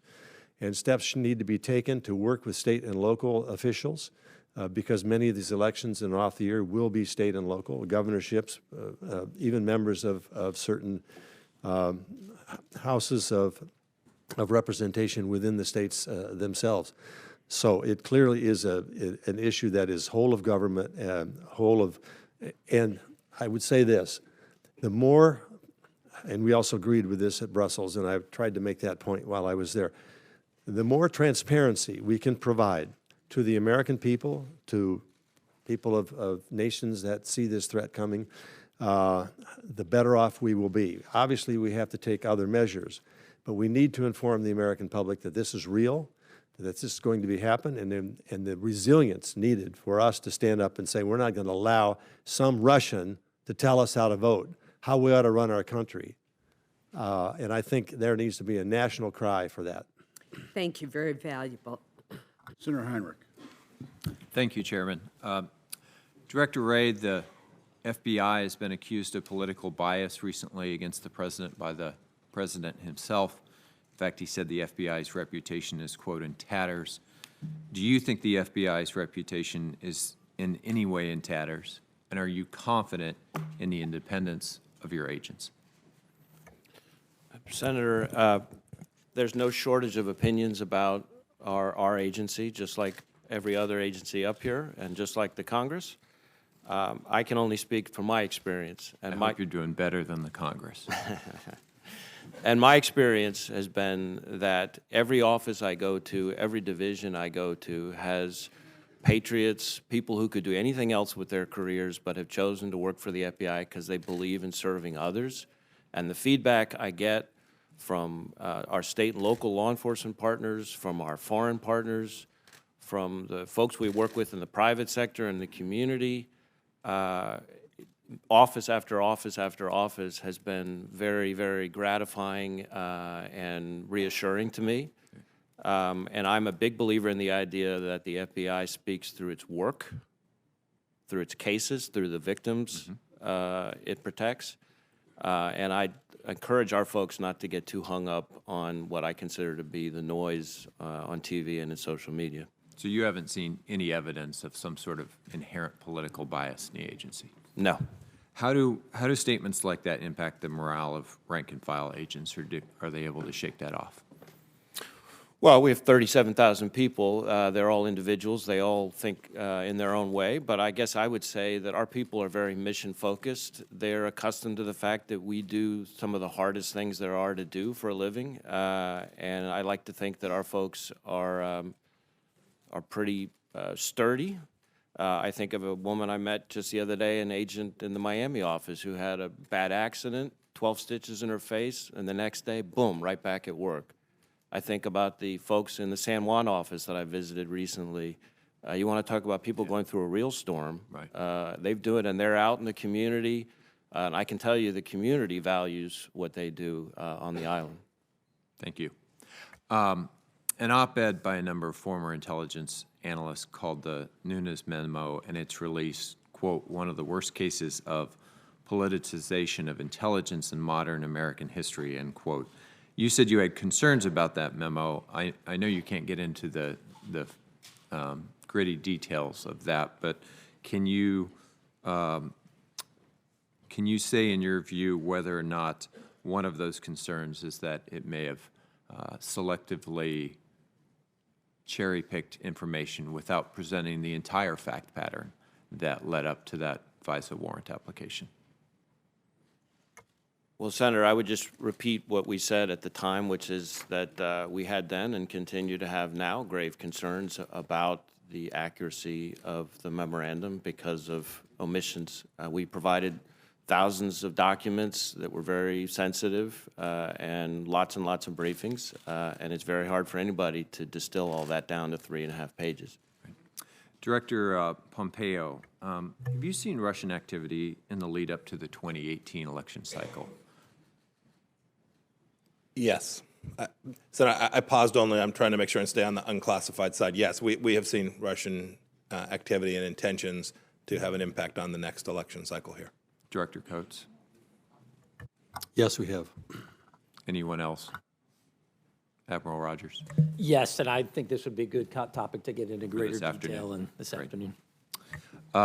According to news reports, there are dozens of White House staff with only interim security clearances still, to include Jared Kushner until last week, to include White House Staff Secretary Rob Porter, who I would assume would have regularly reviewed classified documents as part of his job. Director Coates, if someone is flagged by the FBI with areas of concern in their background investigations into White House staff with interim clearances, should those staff continue to have access to classified materials?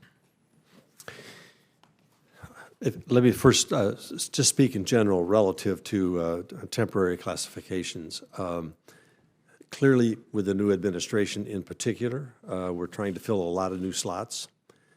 And the classification process and security clearance process, as has been mentioned. Yeah, I'm only speaking with regard to folks who may have had issues raised as opposed to just being in the matter, of course, of going through a long process. Well, I'm not in a position, and we can talk about this in the classified session, but I'm not in a position to discuss what individual situations are for specified individuals. I might just say that I think sometimes it is necessary to have some type of preliminary clearance in order to fill a slot.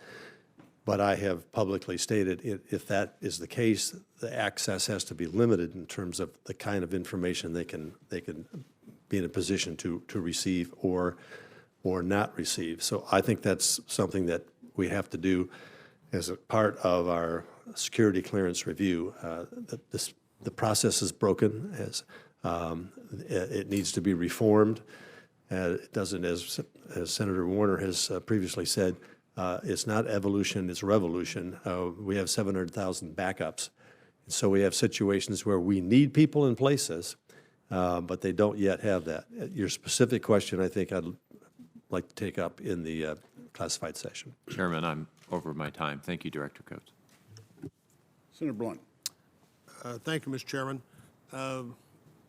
Director Coates, Director Pompeo, Admiral Rogers, I think you all talked about evidence that the Russians would intend to do things to be active in our elections. There really seems to me two divisions of that activity.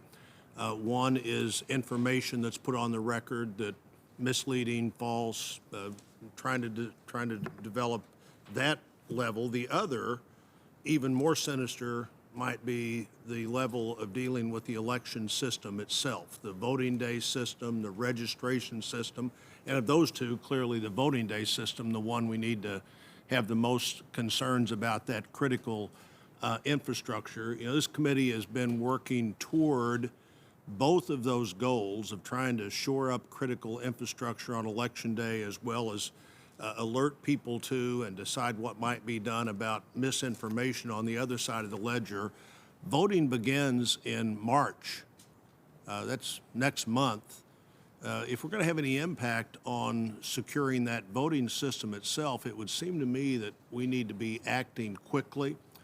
I think a great part of the strength of the system is the diversity of the system, different not only from state to state, but from election jurisdictions within those states. That's a strength, not a weakness in my view. But what are some of the things we can do to be more helpful to local election officials in encouraging them to share information when they think their systems are being attacked, getting more information to them than we have? There was a lot of criticism in the last cycle that we knew that some election systems were being attacked and didn't tell them they were being attacked.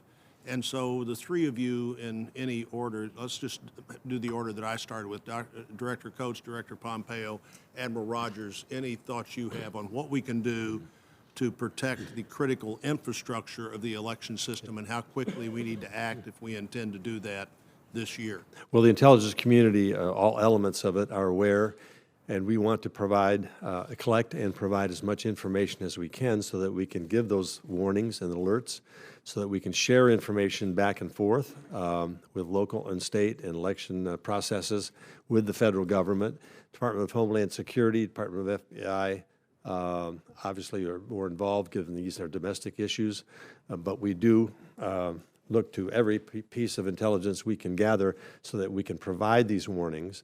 It is an effort that I think the government needs to put together at the state and local level and work with those individuals who are engaged in the election process in terms of the security of their machines. Cyber plays a major role here, and so I think it is clearly an area where the federal government, foreign collection on potential threats and of interference, warnings, and then processes in terms of how to put in place security and secure that to ensure the American people that their vote is sanctioned and well and not manipulated in any way whatsoever. Director Pompeo. Senator Blunt, when I answered Senator Heinrich's question earlier, I was referring to the former, the first part of your question, not truly to the latter. The things we've seen Russia doing to date are mostly focused on information types of warfare, the things that Senator Warner was speaking out most directly earlier. With respect to the CIA's role, and I think Admiral Rogers will say his too, we have two missions. One is to identify the source of this information, make those here domestically aware of it so that they can do the things they need to do, whether that's FBI or DHS, so that they have that information. We are working diligently along many threat vectors to do that. And then the second thing, and we can talk more about this afternoon, is we do have some capabilities offensively. to raise the cost for those who would dare challenge the United States elections. And after Admiral Rogers, Director Ray, I may want to come to you and see on that same sharing information, any impediments to sharing that information with local officials, or any reason we wouldn't want to do that. Admiral Rogers? Senator, the only other thing I would add, and this is also shaped by my experience as Cyber Command, where I defend networks, is one of the things that we generally find in that role, many network and system operators do not truly understand their own structures and systems. And so one of the things that I think is part of this is how do we help those local, federal, state entities truly understand their network structure, what its potential vulnerabilities, and to harness this information that the intelligence structure and other elements are providing them. It's not necessarily an intel function, but I think it's part of how do we work our way through this process. Director Ray? Senator, I think that's just one of the areas that there's been a lot of discussion about whether we're doing better, and this is one of the areas I think we are doing better. We together at the FBI, together with DHS, recently, for example, scheduled meetings with various state election officials, and normally the barrier there would be classification concerns, whether somebody had clearances. We were able to put together briefings appropriately tailored and with non-disclosure agreements with those officials. So there are ways, if people are a little bit creative and forward-leaning, to educate the state election officials, which is, of course, where elections are run in this country. Well, hopefully we'll be creative and forward-leaning, and we'll want to keep track of what we're doing there. Thank you, Mr. Chairman. Senator King. Thank you, Mr. Chairman. First statement I want to make is more in sorrow than in anger. I'll get to the anger part in a minute. The sorrow part is that, Director Coates, in response to a question from Senator Collins, you gave an eloquent, factual statement of the activities of the Russians and the fact that they're continuing around the world and that they're a continuing threat to this country. All of you have agreed to that. If only the President would say that. I understand the President's sensitivity about whether his campaign was in connection with the Russians, and that's a separate question, but there is no question. We've got before us the entire intelligence community that the Russians interfered in the election in 2016. They're continuing to do it, and they're a real imminent threat to our elections in a matter of 8 or 9 months. My problem is I talk to people in Maine who say the whole thing is a witch hunt and it's a hoax because the President told me. I just wish you all could persuade the President as a matter of national security to separate these two issues. The collusion issue is over here, unresolved. We'll get to the bottom of that. But there's no doubt, as you all have testified today, and we cannot confront this threat, which is a serious one, with a whole-of-government response when the leader of the government continues to deny that it exists. Now, let me get to the anger part. The anger part involves cyber attacks. You have all testified that we're subject to repeated cyber attacks. Cyber attacks are occurring right now in our infrastructure all over this country. I am sick and tired of going to these hearings, which I've been going to for 5 years, where everybody talks about cyber attacks, and our country still does not have a policy or a doctrine or a strategy for dealing with them. And this is not a criticism of the current administration. I'm an equal opportunity critic here. The prior administration didn't do it either. Admiral Rogers, until we have some deterrent capacity, we are going to continue to be attacked. Isn't that true? Yes, sir. We have to change this current dynamic because we're on the wrong end of the cost equation here. And we are trying to fight a global battle with our hands tied behind our back. Director Coates, you have a stunning statement in your report. They will work to use cyber operations to achieve strategic objectives unless they face clear repercussions for their cyber operations. Right now, there are none. Is that not the case?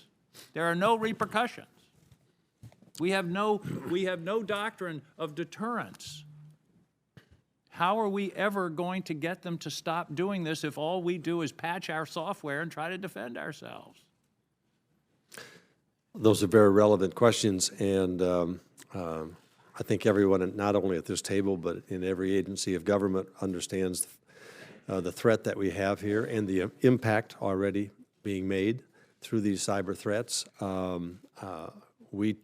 Our role as the intelligence community is to provide all the information we possibly can as to what is happening, so our policymakers can take that, including the Congress, and shape policy as to how we are going to respond to this and deal with this in a whole-of-government way. It just never seems to happen.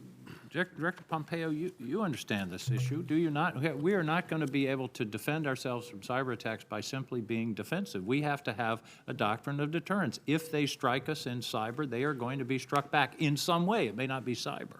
I would agree with you. I would also argue that, and while I can't say much in this setting, I would argue that your statement that we have done nothing does not reflect the responses that, frankly, some of us at this table have engaged in, and the United States government has engaged in both before and after this but both during and before this administration. But deterrence doesn't work unless the other side knows it. The doomsday machine in Dr. Strangelove didn't work because the Russians hadn't told us about it. It's true that it's important that the adversary know it. It is not a requirement that the whole world know it. And the adversary does know it, in your view? I'd prefer to save that for another forum. Well, I believe that this country needs a clear doctrine. What is a cyber attack? What is an act of war? What will be the response? What will be the consequences? And right now, I haven't.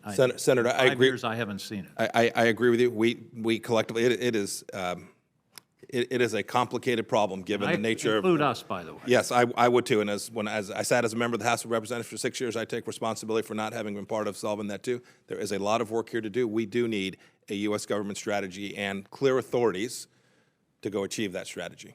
I appreciate it. I just don't want to go home to Maine when there's a serious cyber attack and say, well, we never really got to it. We knew it was a problem, but we had 4 different committees of jurisdiction, and we just couldn't work it out. Yes, sir. That's not going to fly. Yes, sir. Thank you, gentlemen, for your service. Senator, I might just add that we don't want to learn this lesson the hard way.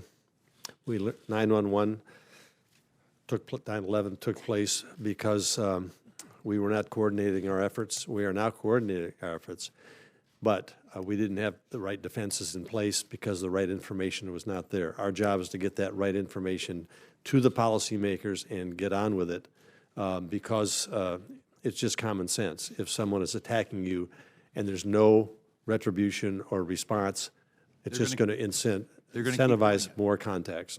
Right. Right now, there are a lot of blank checks. There's a lot of things that we need to do. Director Coates, thank you. I appreciate that. Thank you, Mr. Chairman. Senator Langford. Thank you. Director Coates, you and I talked last year about this same issue that Senator King was just bringing up as well about cyber doctrine and a point person on who that would be and a defined person that would give options to the President and to Congress to say if a response is needed and is warranted. This is the person, this is the entity that would make those recommendations and allow the President to be able to make decisions on what the proper response is. Has that been completed? Is there a point person to be able to give recommendations on an appropriate response to a cyber attack to the President? That has not yet been completed. Of course, your understanding of the stand-up of Cyber Command and the new director that will be replacing Admiral Rogers, the decision relative to whether there would be a separation between the functions that are currently now NSA and cyber is yet to be made. General Mattis is contemplating what the next best step is, and there's they've involved the intelligence community in terms of making decisions in that role. But we, at this particular point, cannot point to one sort of cyber czar, but various agencies throughout the federal government are taking this very, very seriously, and there are individuals that we continue to meet on a regular basis. The OD&I has something called CTIC, and that is a coordination effort for all the cyber that comes in so that we don't stovepipe like what we did before 9/11. So things are underway, but in terms of putting a finalized this is how we're going to do it together is still in process. Senator Langford, with respect to responses to that, these are Title X DOD activities unless they are granted to some other authority, a Title 50 authority. So there is a person responsible. Secretary Mattis has that responsibility to advise the President on the appropriateness of responses in all theaters of conflict with our adversaries. Okay, thank you. I want to bring up the issue of the rising threat of what's happening just south of our border in Mexico. In Mexico, homicide rate went up 27% last year. We had 64,000 Americans that died from overdose of drugs. The preponderance of those came through or from Mexico. We have a very rapidly rising threat, it appears to me. What I'd be interested from y'all is on a national security level and what you're seeing. What are we facing? What's changing right now in Mexico versus 10 years ago Mexico and our relationship and the threats that are coming from there? I would defer to Director Wray relative to what his agency is doing. I mean, clearly we have a continuing problem, and the Mexican government has a continuing problem relative to the gangs and the organizations. There have been some high-profile arrests lately. We've taken down some labs. Mexico is cooperating, but and they themselves will admit that it's almost overwhelming for their army's been participating. It's almost overwhelming for them to control the situation south of the border. We have our own issues then on border protection and as well as consumption here in the United States. Director Wray.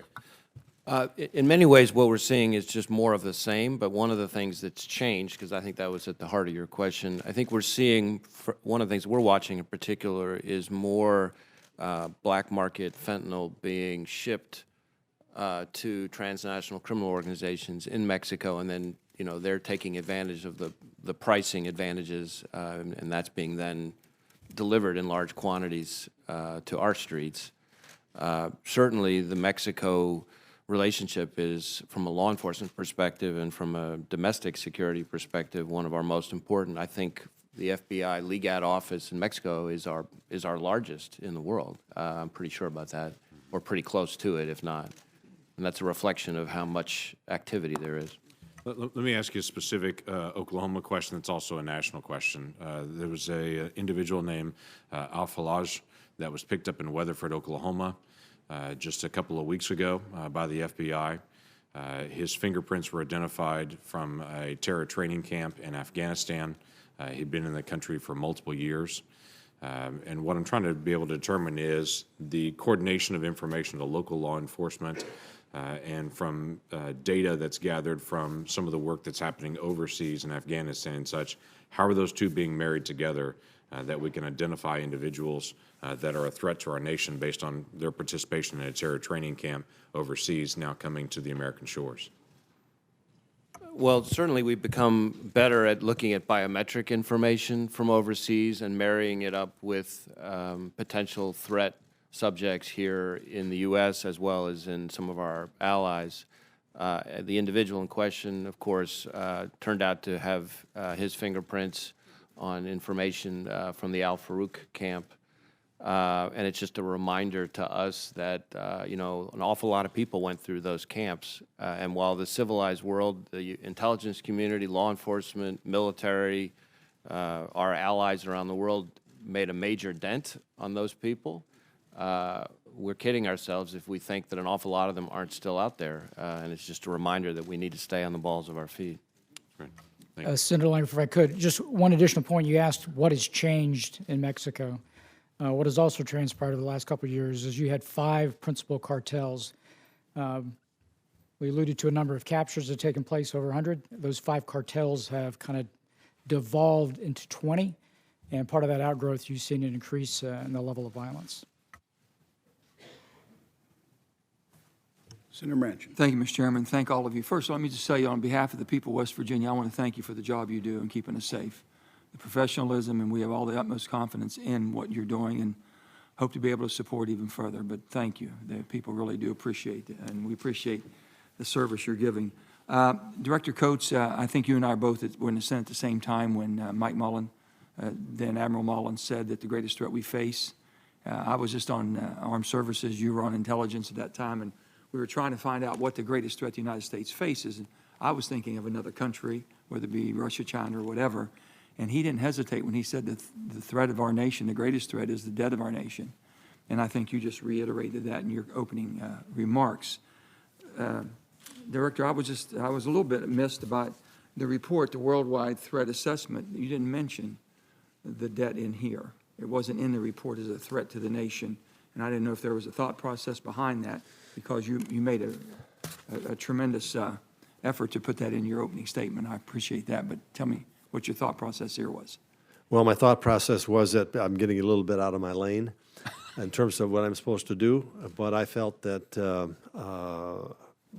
I mean, you do think it's a threat. It's not in this assessment. it's a the threat world- that, it's something that Congress needs to deal with, and I didn't want to come back and preach at you. I got you. But I thought at the very end, in fact, just yesterday, look, I think I have a responsibility to raise this issue because it does affect the military significantly. It affects the intelligence community, which is tied to the military in terms of intelligence. It's going to have a serious effect on us. Well, you if we said can't on both control it. sides of the aisle, the only thing that seems to be bipartisan here today is spending money. Both sides seem to agree on spending more money without any accountability. So I'm glad to hear your remarks on that.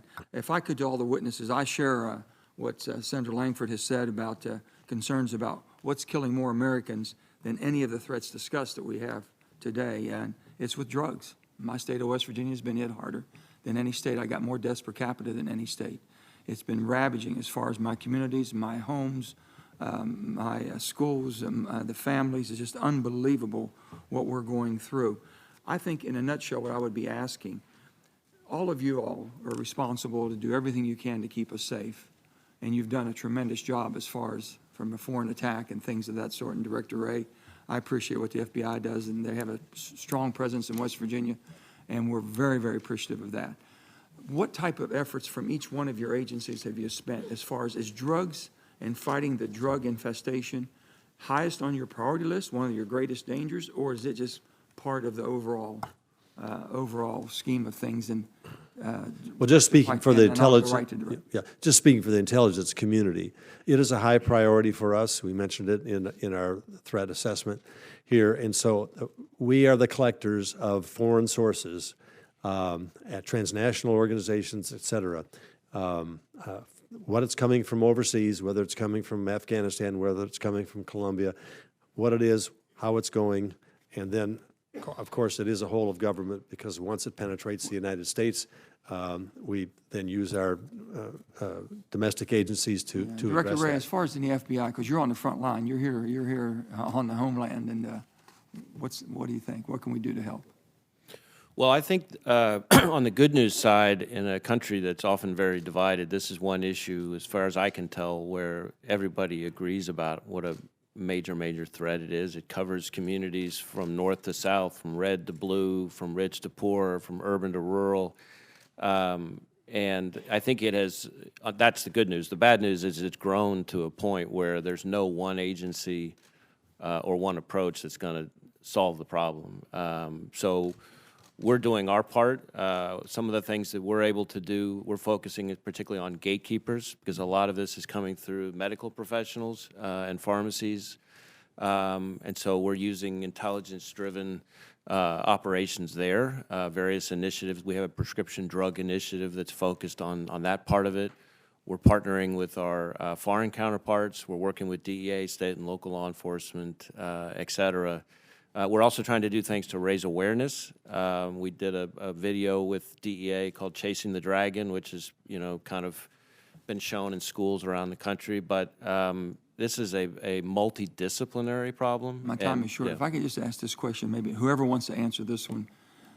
Based on what we know and the way we distribute money to for foreign aid to different countries, knowing that a lot of the countries we distribute aid to is basically permitting this type of scourge coming to our country as far as in the form of drugs.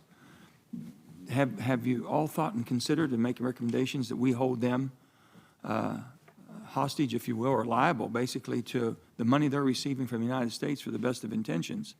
But that best of intentions is their fight against drugs coming to our country. When we know it's coming from whether it be China, Afghanistan, Iraq, wherever it may be coming from, Mexico, and all the South American countries, we should hold that. I mean, I've never seen it. We're going to lose a whole generation. In West Virginia, I have 10,000 jobs I can't fill. The United States has 3 million jobs we can't fill, and most of it is around drugs. So this is what we're asking for. This has got to be all hands on deck. I don't know if anybody wants to. Do you all have that as a high priority? Does anyone believe we should withhold foreign aid to countries that basically we know have illicit drugs coming to our country? Senator, I'll answer this. I think the United States should use every tool, whether that's foreign aid or other tools. It seems like money talks. To get these, and that's exactly right, to get these nations that this is coming from to put it as a priority for their country too. Some don't have the capacity to fix it. That is, it's a problem that's bigger than their nation. But we should be unafraid to use the leverage that comes with our generosity from the American taxpayer to ensure that these countries are doing everything they can to prevent drugs from coming from their country to ours.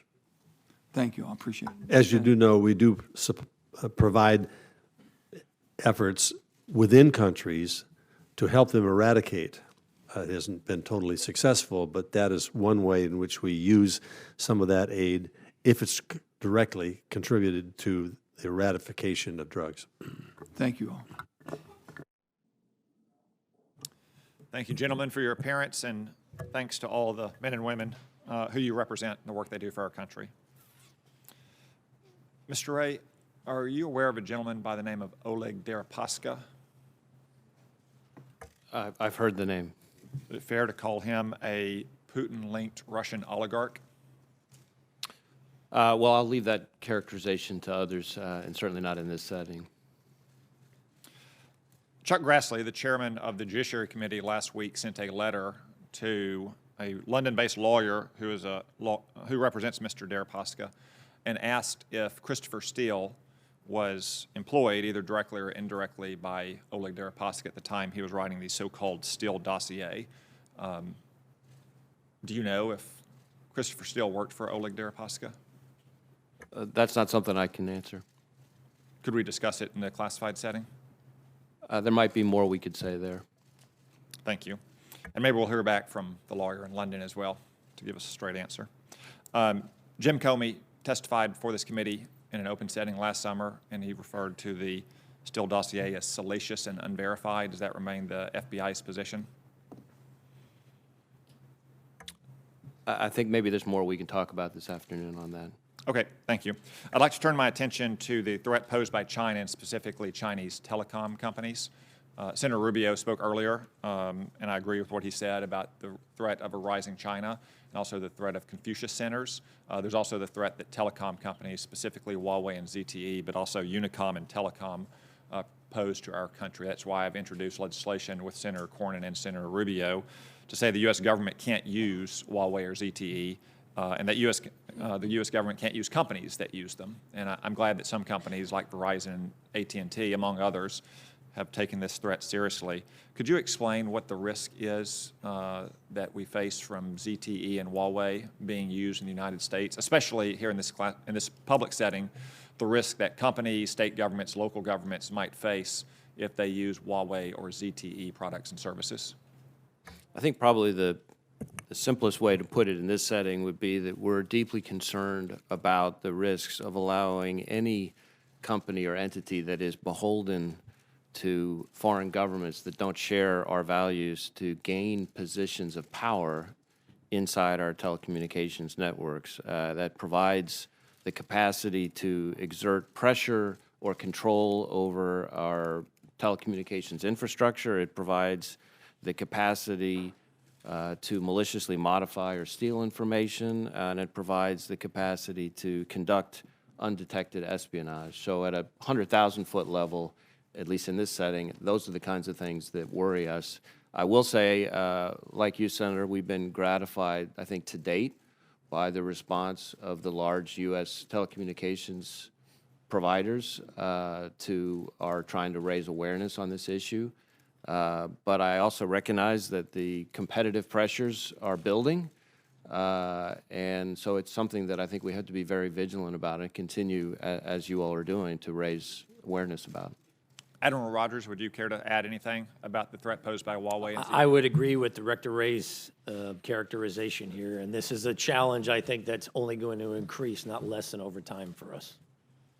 So you would suggest to mayors, county judges, university presidents, state legislatures to look warily if Huawei or ZTE comes bearing gifts to them? I would say you need to look long and hard at companies like this. All the witnesses, I'd like to address this question to you. Will you please raise your hand if you would use products or services from Huawei or ZTE? None of you would. You obviously lead intelligence services, so that's something of a biased question. Raise your hand if you would recommend that private American citizens use Huawei or ZTE products or services. None of you, again, are raising your hand. Thank you for that. Finally, I'd like to turn to a question, Director Pompeo, that's been in the news in the last few hours. There are reports that over 200 Russian mercenaries were killed in eastern Syria. Can you confirm or deny those reports? Senator Cotton, I'll leave to the Department of Defense to talk about what transpired there. I can say this, from an intelligence perspective, we have seen in multiple instances foreign forces using mercenaries in battles that will begin to approach the United States. General Ashley, since you represent the Department of Defense, would you like to confirm or deny? Yeah, if we could take that to a closed session, Senator, I think we can lay out a rather interesting fabric of what is Syria and what transpired over the last week. We can address that in the afternoon. Director Pompeo, to come back as a general matter, can I ask, is massing and maneuvering forces against a location where U.S. personnel are present in Syria a good way to get yourself killed? I think I'll defer that to the Department of Defense as well. General Ashley, would you like to answer that question? So that does make you more susceptible. I would leave that also to the operational commander, but you are at greater risk when you start to mass in that situation. Not a good idea if you want to have a long and fruitful life. Thank you. Senator Harris. Thank you. I want to echo the comments of my colleagues in thanking the men and women who serve in your agencies. I am concerned that the political attacks against the men and women of your agencies may have had an effect on your ability to recruit, retain, and also the morale of your agencies. So I would like to emphasize the point that we all, I think, share in making, which is we thank the men and women of your agencies for their selfless work. They do it on behalf of the American people without any expectation of award or reward, and we cannot thank them enough for keeping us safe. Director Wray, Chairman Nunes's memo included sensitive FISA information regarding a person who worked on the president's campaign. According to the White House statement, the president was the one who authorized the memo's declassification. Do you believe there is an actual, or at least the appearance of a conflict of interest when the president is put in charge of declassifying information that could complicate an ongoing investigation into his own campaign? Well, Senator, as we've been very clear what our view was about the disclosure and accuracy of the memo in question, but I do think it's the President's role as Commander-in-Chief under the rule that was invoked to object or not to the declassification. So I think that, that is the President's responsibility. Regardless of whether there is an appearance or actual conflict of interest? Well, I leave it to others to characterize whether there's an appearance or actual conflict of interest, but I think the President was fulfilling his responsibility in that situation. If the President asked you tomorrow to hand over to him additional sensitive FBI information on the investigations into his campaign, would you give it to him? I'm not going to discuss the investigation in question with the President, or much less provide information from that investigation to him. And if he received that information and then wanted to declassify it, would he have the ability to do that from your perspective? Information from the... However he received it, perhaps from members of the United States Congress. I think legally he would have that ability.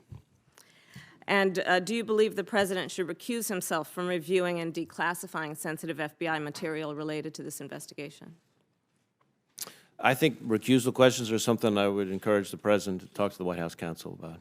And has the FBI done any kind of legal analysis on these questions? Well, happily, I'm no longer in the business of doing legal analysis. I now get to be a client and blame lawyers for things instead of being the lawyer who gets blamed. So we have not done legal analysis. Have you blamed any lawyers for their analysis of this issue? What's that? Have you blamed any lawyers for their analysis of this? I have not yet. No. Okay. Is the FBI getting the cooperation it needs from social media companies to counter foreign adversaries' influence on our elections? I think the cooperation has been improving.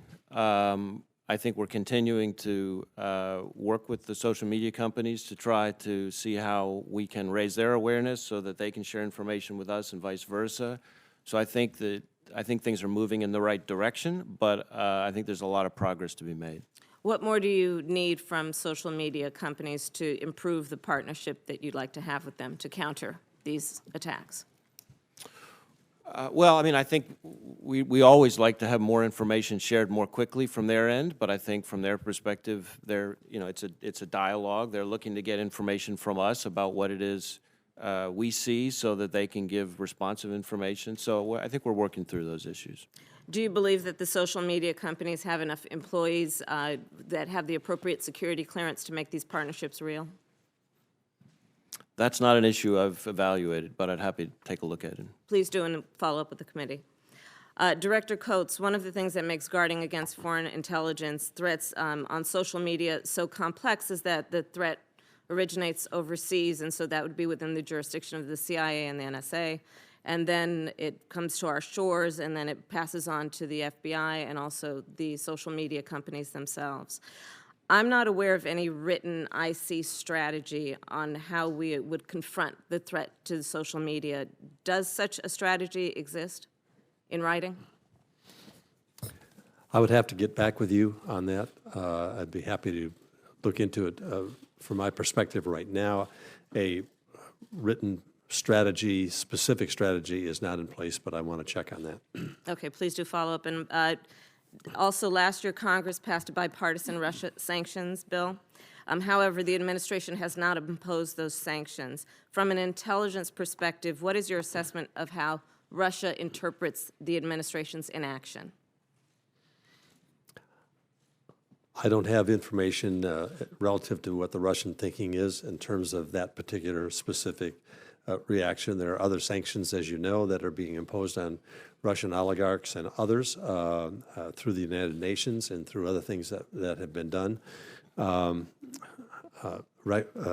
reference to the JICPOA. But specifically on your question, I don't have an answer for that. Can you provide? Yes. May I just comment? I think we ought to look at that in a broader context. That is how the Russians view all of the actions of this administration, not just a particular set of sanctions or the absence thereof.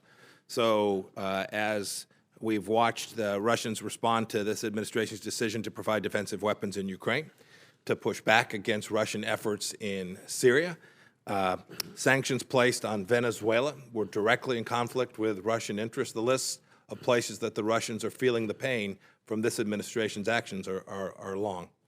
But Director Pompeo, I'm sure you would agree that in order to understand the full scope of effect, it is also important that we analyze each discrete component, including what is the interpretation of this administration's failure to enact the sanctions, as has been passed and directed by the United States Congress in a bipartisan manner. Have you done that assessment? So, Senator, in closed session, I'll tell you what we know and don't know about that discrete issue. Great. And I'm happy to, yes, and I agree with you, it is important to look at each one in its own place, but I think what we most often see in terms of Russian response, it's to the cumulative activities in response to Russian activities. That is how the United States responds to those in a cumulative way. Thank you. I look forward to our conversation. Yes, Thank ma'am.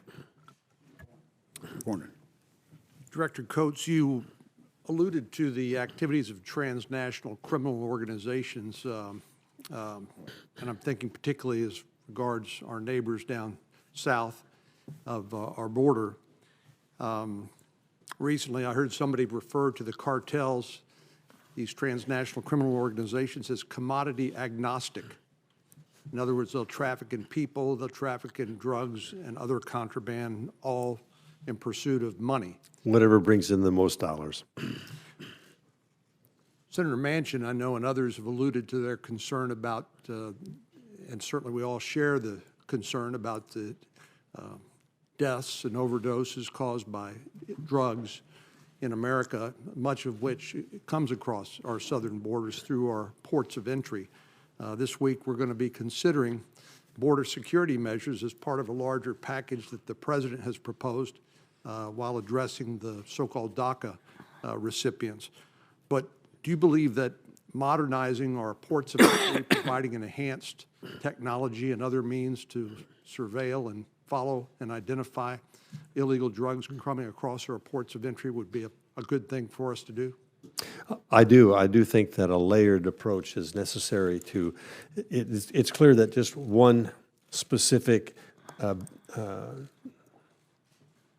defense put in place is not going to solve the problem. It needs to be a layered interest of not only physical facilities, but also Border Patrol, also how those who arrive and perhaps dissipate in waiting for their court appearance, tracking them. There's a whole range of things that I think are going to be needed to stop that flow from coming in. I know it's been alluded to, but let me just emphasize my concerns that with the demand side. Maybe we've given up, I hope not, in addressing the demand side, which of course provides the money and the incentive for these cartels to operate, and something I think deserves the full attention and focus of the United States government. I've heard General Kelly in his previous job at DHS and talk about that, and I hope we will return to that focus as part of this layered approach, the demand side, because it's something I think that is maybe the hardest thing to deal with, but perhaps might have the greatest impact. Yeah, the supply depends on the demand, and the demand drives the supply and provides the capital in which to take extraordinarily methods that bypass our defenses in order to get those drugs into the United States. And on the demand side, this is a whole of the American people process. It's PTAs. It's, we growing up got these videos of, driving and driver's training and the horrendous look at crashes and so forth and so on. We need to let every student know. We need to let what the consequences of these drugs are to their lives and to their future. We need to get parents involved, parent-teacher associations involved. So whether they pick up their values from church or from the neighborhood or whatever, this is a national crisis, and all of us here represented or are from states which are staggering through the process here of watching young people and others die from drugs that are more potent than they've ever been. Let me just lay down a couple of markers here in my comments, but then I want to end on CFIUS, the Committee on Foreign Investment in the United States. I will join Senator Rubio and Senator King, Senator Langford, and others concerned about the failure of the U.S. government, again, to have an all-of-government strategy to deal with the cyber threat. I have no doubt in my mind that we have superior capabilities, but they're stovepiped, and I don't think the policymakers are doing a good enough job, and I think it's incumbent upon us to try to provide some policy guidance so that you and others in the intelligence community and the national security apparatus can address this threat in a way that needs to be addressed. Our adversaries don't suffer from a lack of an all-of-government policy. They are all over that. And China, I agree with Senator Rubio about their strategy, and some of you have responded to that. But one of the strategies that China and other countries have adopted is to avoid some of the review measures in the Committee on Foreign Investment in the United States when it comes to direct investment, buying those dual-use technologies, startup companies and the like, and then using that to gain strategic advantage against the United States. I wonder if maybe Director Wray, could you address that, and then anybody else in the time permitted, I'd be glad to hear what you had to say about that.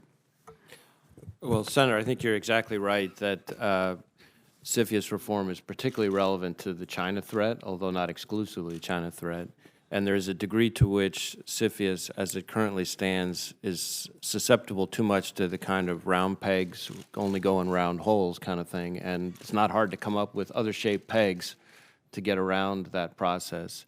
The obvious example being joint ventures, but there are other ways as well. So that's one of the significant problems. Another problem is the amount of time that's built into the process to do a thorough review, which is too short. Another problem is the inability to share information, since other countries our allies are going through the same thing, to be able to share information so when they go through their own versions of the CFIUS process, they have the benefit of what was attempted in our country and vice versa. And I think in general, we need to take a more strategic perspective on China's efforts to use acquisitions and other types of business ventures as opposed to just a tactical looking only within the four corners of one particular transaction. So if I could, because the director laid out really kind of the bigger issue at the strategic level, and for us at DIA, we're kind of taking on the tactical. So we're the ones that are right about ready to penetrate the line. So if you look at supply chain risk management, we actually run the Threat Analysis Center that is hooked into CFIUS, and so we bring these services together and look at supply chain risk management for CI issues associated with whomever may get a contract and ties back to China and other nations. But you allude to the fact that every case for CFIUS for us comes back and we take a look at it. We get about 3 days with it. We could use more time to make more, really more thorough scrub. Thank you. Thank you. Senator Reed. Thank you, Mr. Chairman. I apologize for being late. We had a simultaneous hearing in the Armed Services Committee on SOCOM. But all morning, gentlemen, we've heard the story of Russia influencing our campaigns and indeed in the current campaign for the midterms. So let me begin with Mr. Ray and say, has the President directed you and your agency to take specific actions to confront and blunt Russian influence activities that are ongoing? We're taking a lot of specific efforts to blunt Russian directed by the President? Not as specifically directed by the President. Okay. Director Pompeo, have you received a specific presidential direction to take steps to disrupt these activities? Could you put on? I'm sorry. I'm not sure how specific. I mean, the President's made very clear we have an obligation from our perspective, from foreign intelligence perspective, to do everything we can to make sure that there's a deep and thorough understanding of every threat, including threats from Russia. But as he singled out the Russian threat, which appears to be critical to this election coming up, I know there are threats from many different vectors, but have you received a specific threat, i.e. it's very important to him to get this done correctly? Yeah, I think the President's been very clear that he has asked our agency to cooperate with each of the investigations that's ongoing and do everything we can to ensure that we thoroughly understand this potential threat. Director Coates, have you received a specific directive to take specific steps to disrupt and understand first and then disrupt Russian activities directed at our elections in 2018? I would echo what Director Pompeo just said. We work together on this throughout the agency. Has full understanding that we are to provide whatever intelligence is relevant and make sure that that is passed on to our policymakers, including the President. Passing on relevant intelligence is not actively disrupting the operations of an opponent. Do you agree?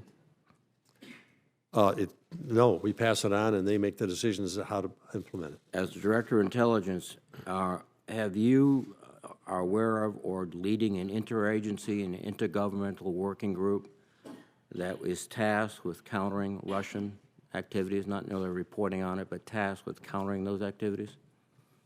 Are you aware of any type of interagency group, any intergovernmental groups, since state elections are critical or state elected officials are critical? Well, we essentially are relying on the investigations that are underway.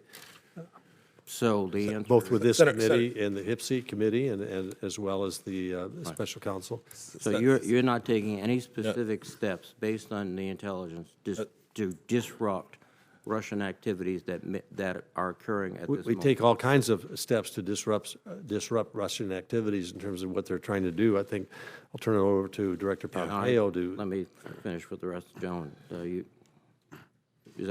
you finished, Mr. Coates? Yes. Thank you, sir.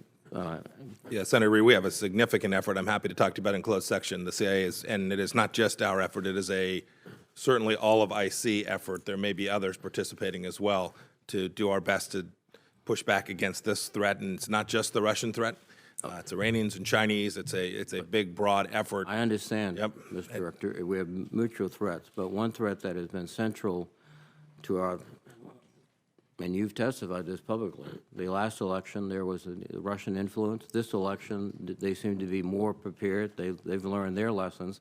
The simple question I pose is, have the president directed the intelligence community in a coordinated effort, not merely to report, but to actively stop this activity? And the answer seems to be, I'm hearing, is the reporting's going on as we're reporting about every threat coming into the United States.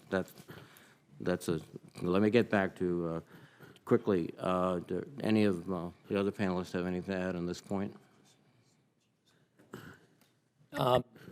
For us, I can't say that I've been explicitly directed to, quote, blunt or actively stop. On the other hand, it's very clear, generate knowledge and insight, help us understand this so we can generate better policy. That clearly, that direction has been very explicit in fairness. But I think, again, you may agree or disagree, collecting intelligence, then acting on it in a coordinated fashion are two different things.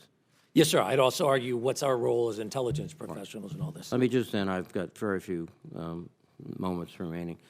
We've talked a lot about China, CFIUS, their involvement in trying to buy companies in the United States. What I think has to be pointed out, too, is they are undertaking a significant national investment in artificial intelligence and quantum computing that is dwarfing anything that the administration is proposing or suggesting.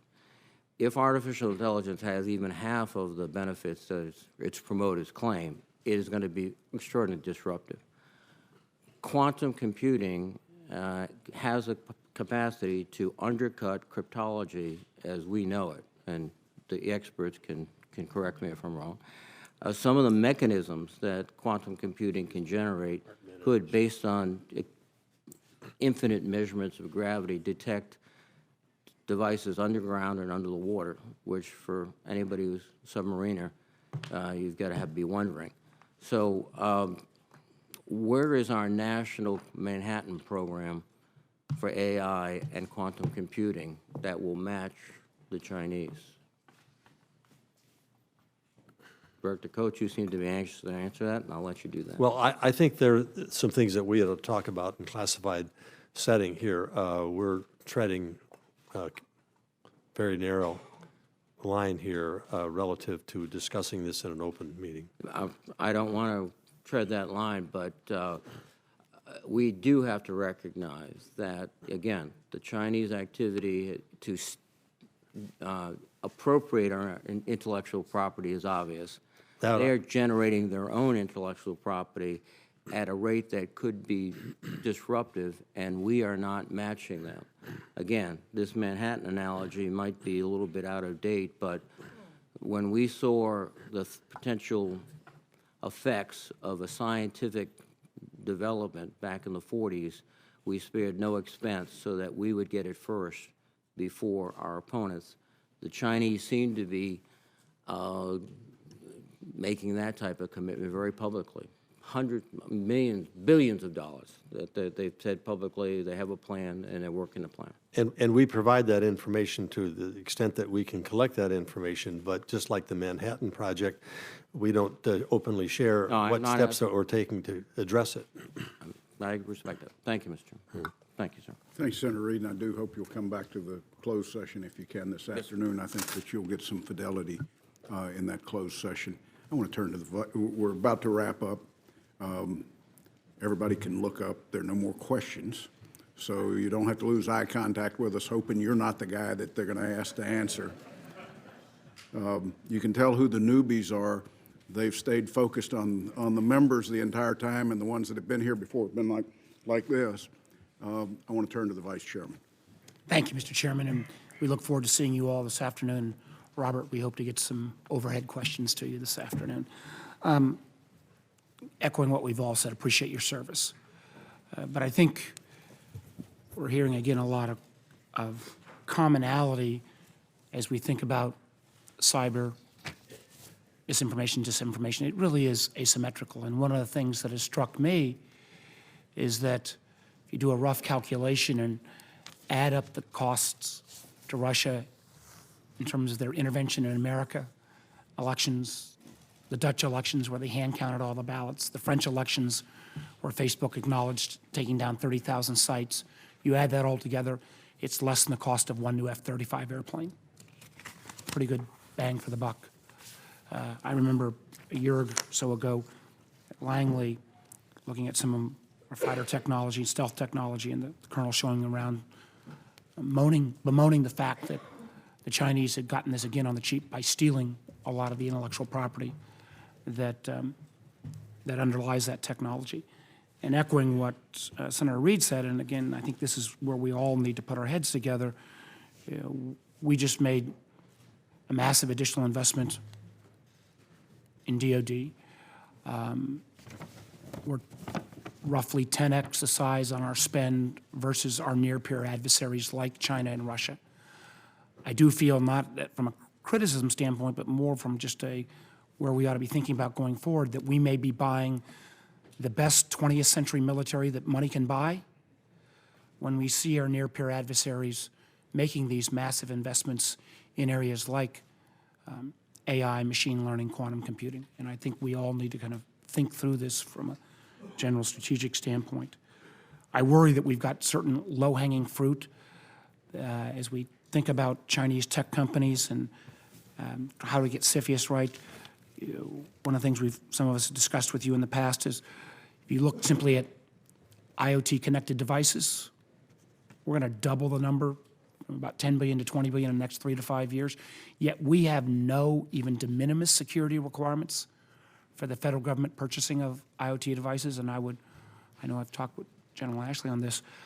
I don't believe there is even across the IC and DoD prerequisite that before we buy some of these connected refrigerators or sensors or common consumer goods, that there be that patchability or no embedded passcodes. So I think there's a lot of work we can do, but we don't have the luxury of short time. Senator Blunt raised some of the questions around election security, and I know the chairman's going to make this comment in his closing remarks.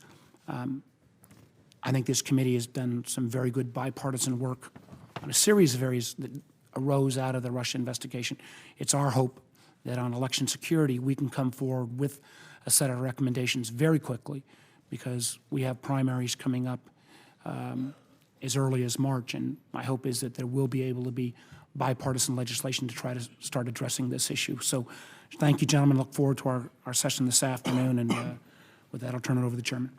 Thank you, Vice Chairman. And Admiral Rogers, I can't remember whether it was you or somebody else at the table said when we had a closed session about investment, it's not how much we spend, it's how we deploy the capital that we've devoted to a particular thing.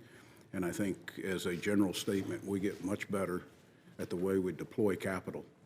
And I think we deploy it with a measurement tool today on return that's totally different than it was 10 and 20 and 30 years ago, and I think that's important. This committee has a global mandate, a mandate that I think has been reflected, in the statements and the questions of the members of this committee today. It's my hope that the American people got a sense of the breadth of topics this committee deals with on a daily basis, and so do you. What was unsaid today? What was unsaid is that the special counsel is not the only investigation that's going on in Washington. The scope of the special counsel's investigation was clearly stated by the DAG when he hired Bob Mueller.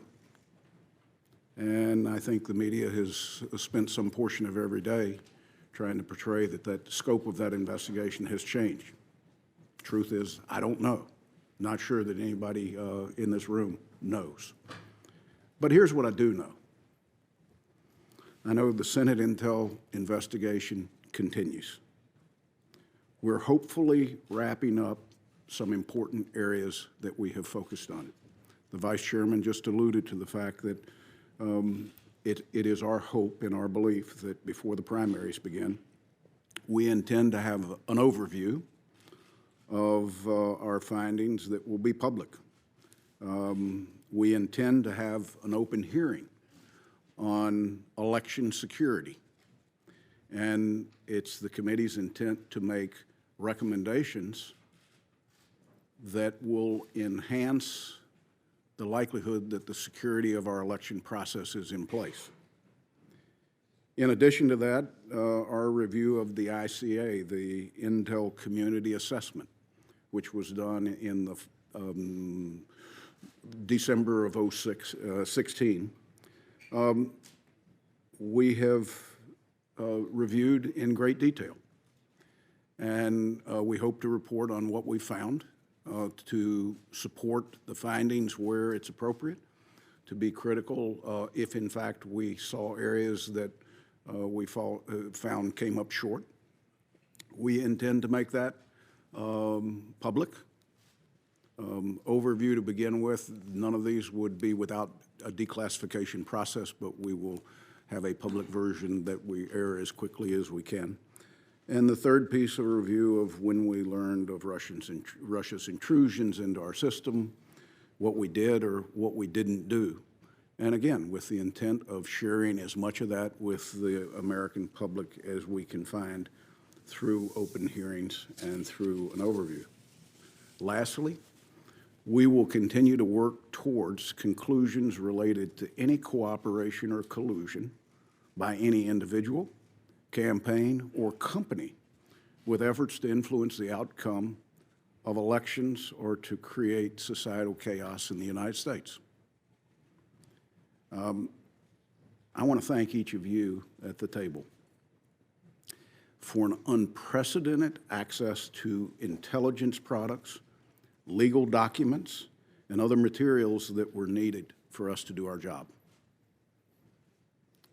We have a very talented group of individuals who have conducted this investigation. The remarks of every individual who has come in before us has commented on their professionalism and the fact that at the end of 8 hours they couldn't tell who was a Democrat and who was a Republican. So the effort to be bipartisan has not just been public, it is private as well, and permeates all the way down through our staff. They couldn't do this in a timely fashion if it wasn't without the access that each of you have provided us and your agencies. And let me just reiterate again, we understand that this is an unprecedented access to this information. I promised you when we started a year ago that the sensitive nature of that material would in fact be protected. The Vice Chairman and I have done everything in our power to do that. We think we have maintained that promise. There have been times where information has found its way out, some of recent, where it didn't come from us, but certainly people have portrayed it did. And that's okay, because you know and we know the security measures we've got in place to protect the sensitivity of that material. We have also protected the sensitivity of the individuals that have been interviewed voluntarily. The individuals who have come in, what they've shared with us, to date we have not released any interview notes, because that's not for public consumption. We ask people to come in and share with us things that help us understand what happened. It's our responsibility to take that information and to put it into some form that furthers the American people's understanding and assurance that we have thoroughly reviewed this. We will continue the promise that we made to each of you till the conclusion of this investigation and on. There are no expectations that everything you have shared with us is now a precedent that you have to continue. I hope it's not. I have said publicly and criticized for it that our committee was created to operate in secrecy. I believe that's where we perform our best work, and we're given the opportunity and the need for the American people to have a better understanding that we should provide that for them in as controlled an atmosphere as we do. Today is an example of that, and we can now move from a public setting to a more private and closed setting to continue to get some clarity on some of the issues that our members need. I want you to understand the takeaway here. The takeaway is this committee has and will continue to focus on answering the question that was given to this committee from an investigation standpoint: what Russia did to influence the 2016 elections. There are efforts to expand our efforts. They are not internal. We realize we have to answer for the American people, what did Russia do to mess with the 2016 elections? And like many of you on some of the questions when we've asked that we're specific about it in public and in private, we find it's multi-jurisdictional. We've got to begin to sort that out for us, the American people. So I thank you for your willingness to be here today. I thank you for the performance of your employees who have worked tirelessly with very little thanks and of late with a lot of criticism to keep this country safe. And I might say to keep other countries safe, because we are very generous when we know that bad things are going to happen. The committee is appreciative of the relationship that we have. We will continue to work to earn your trust, because that's the only way we can perform the type of oversight that we believe the committee is mandated to do. And for the cooperation that each one of you provides us, we're grateful for that. With this hearing's adjourned until closed session at 2:30.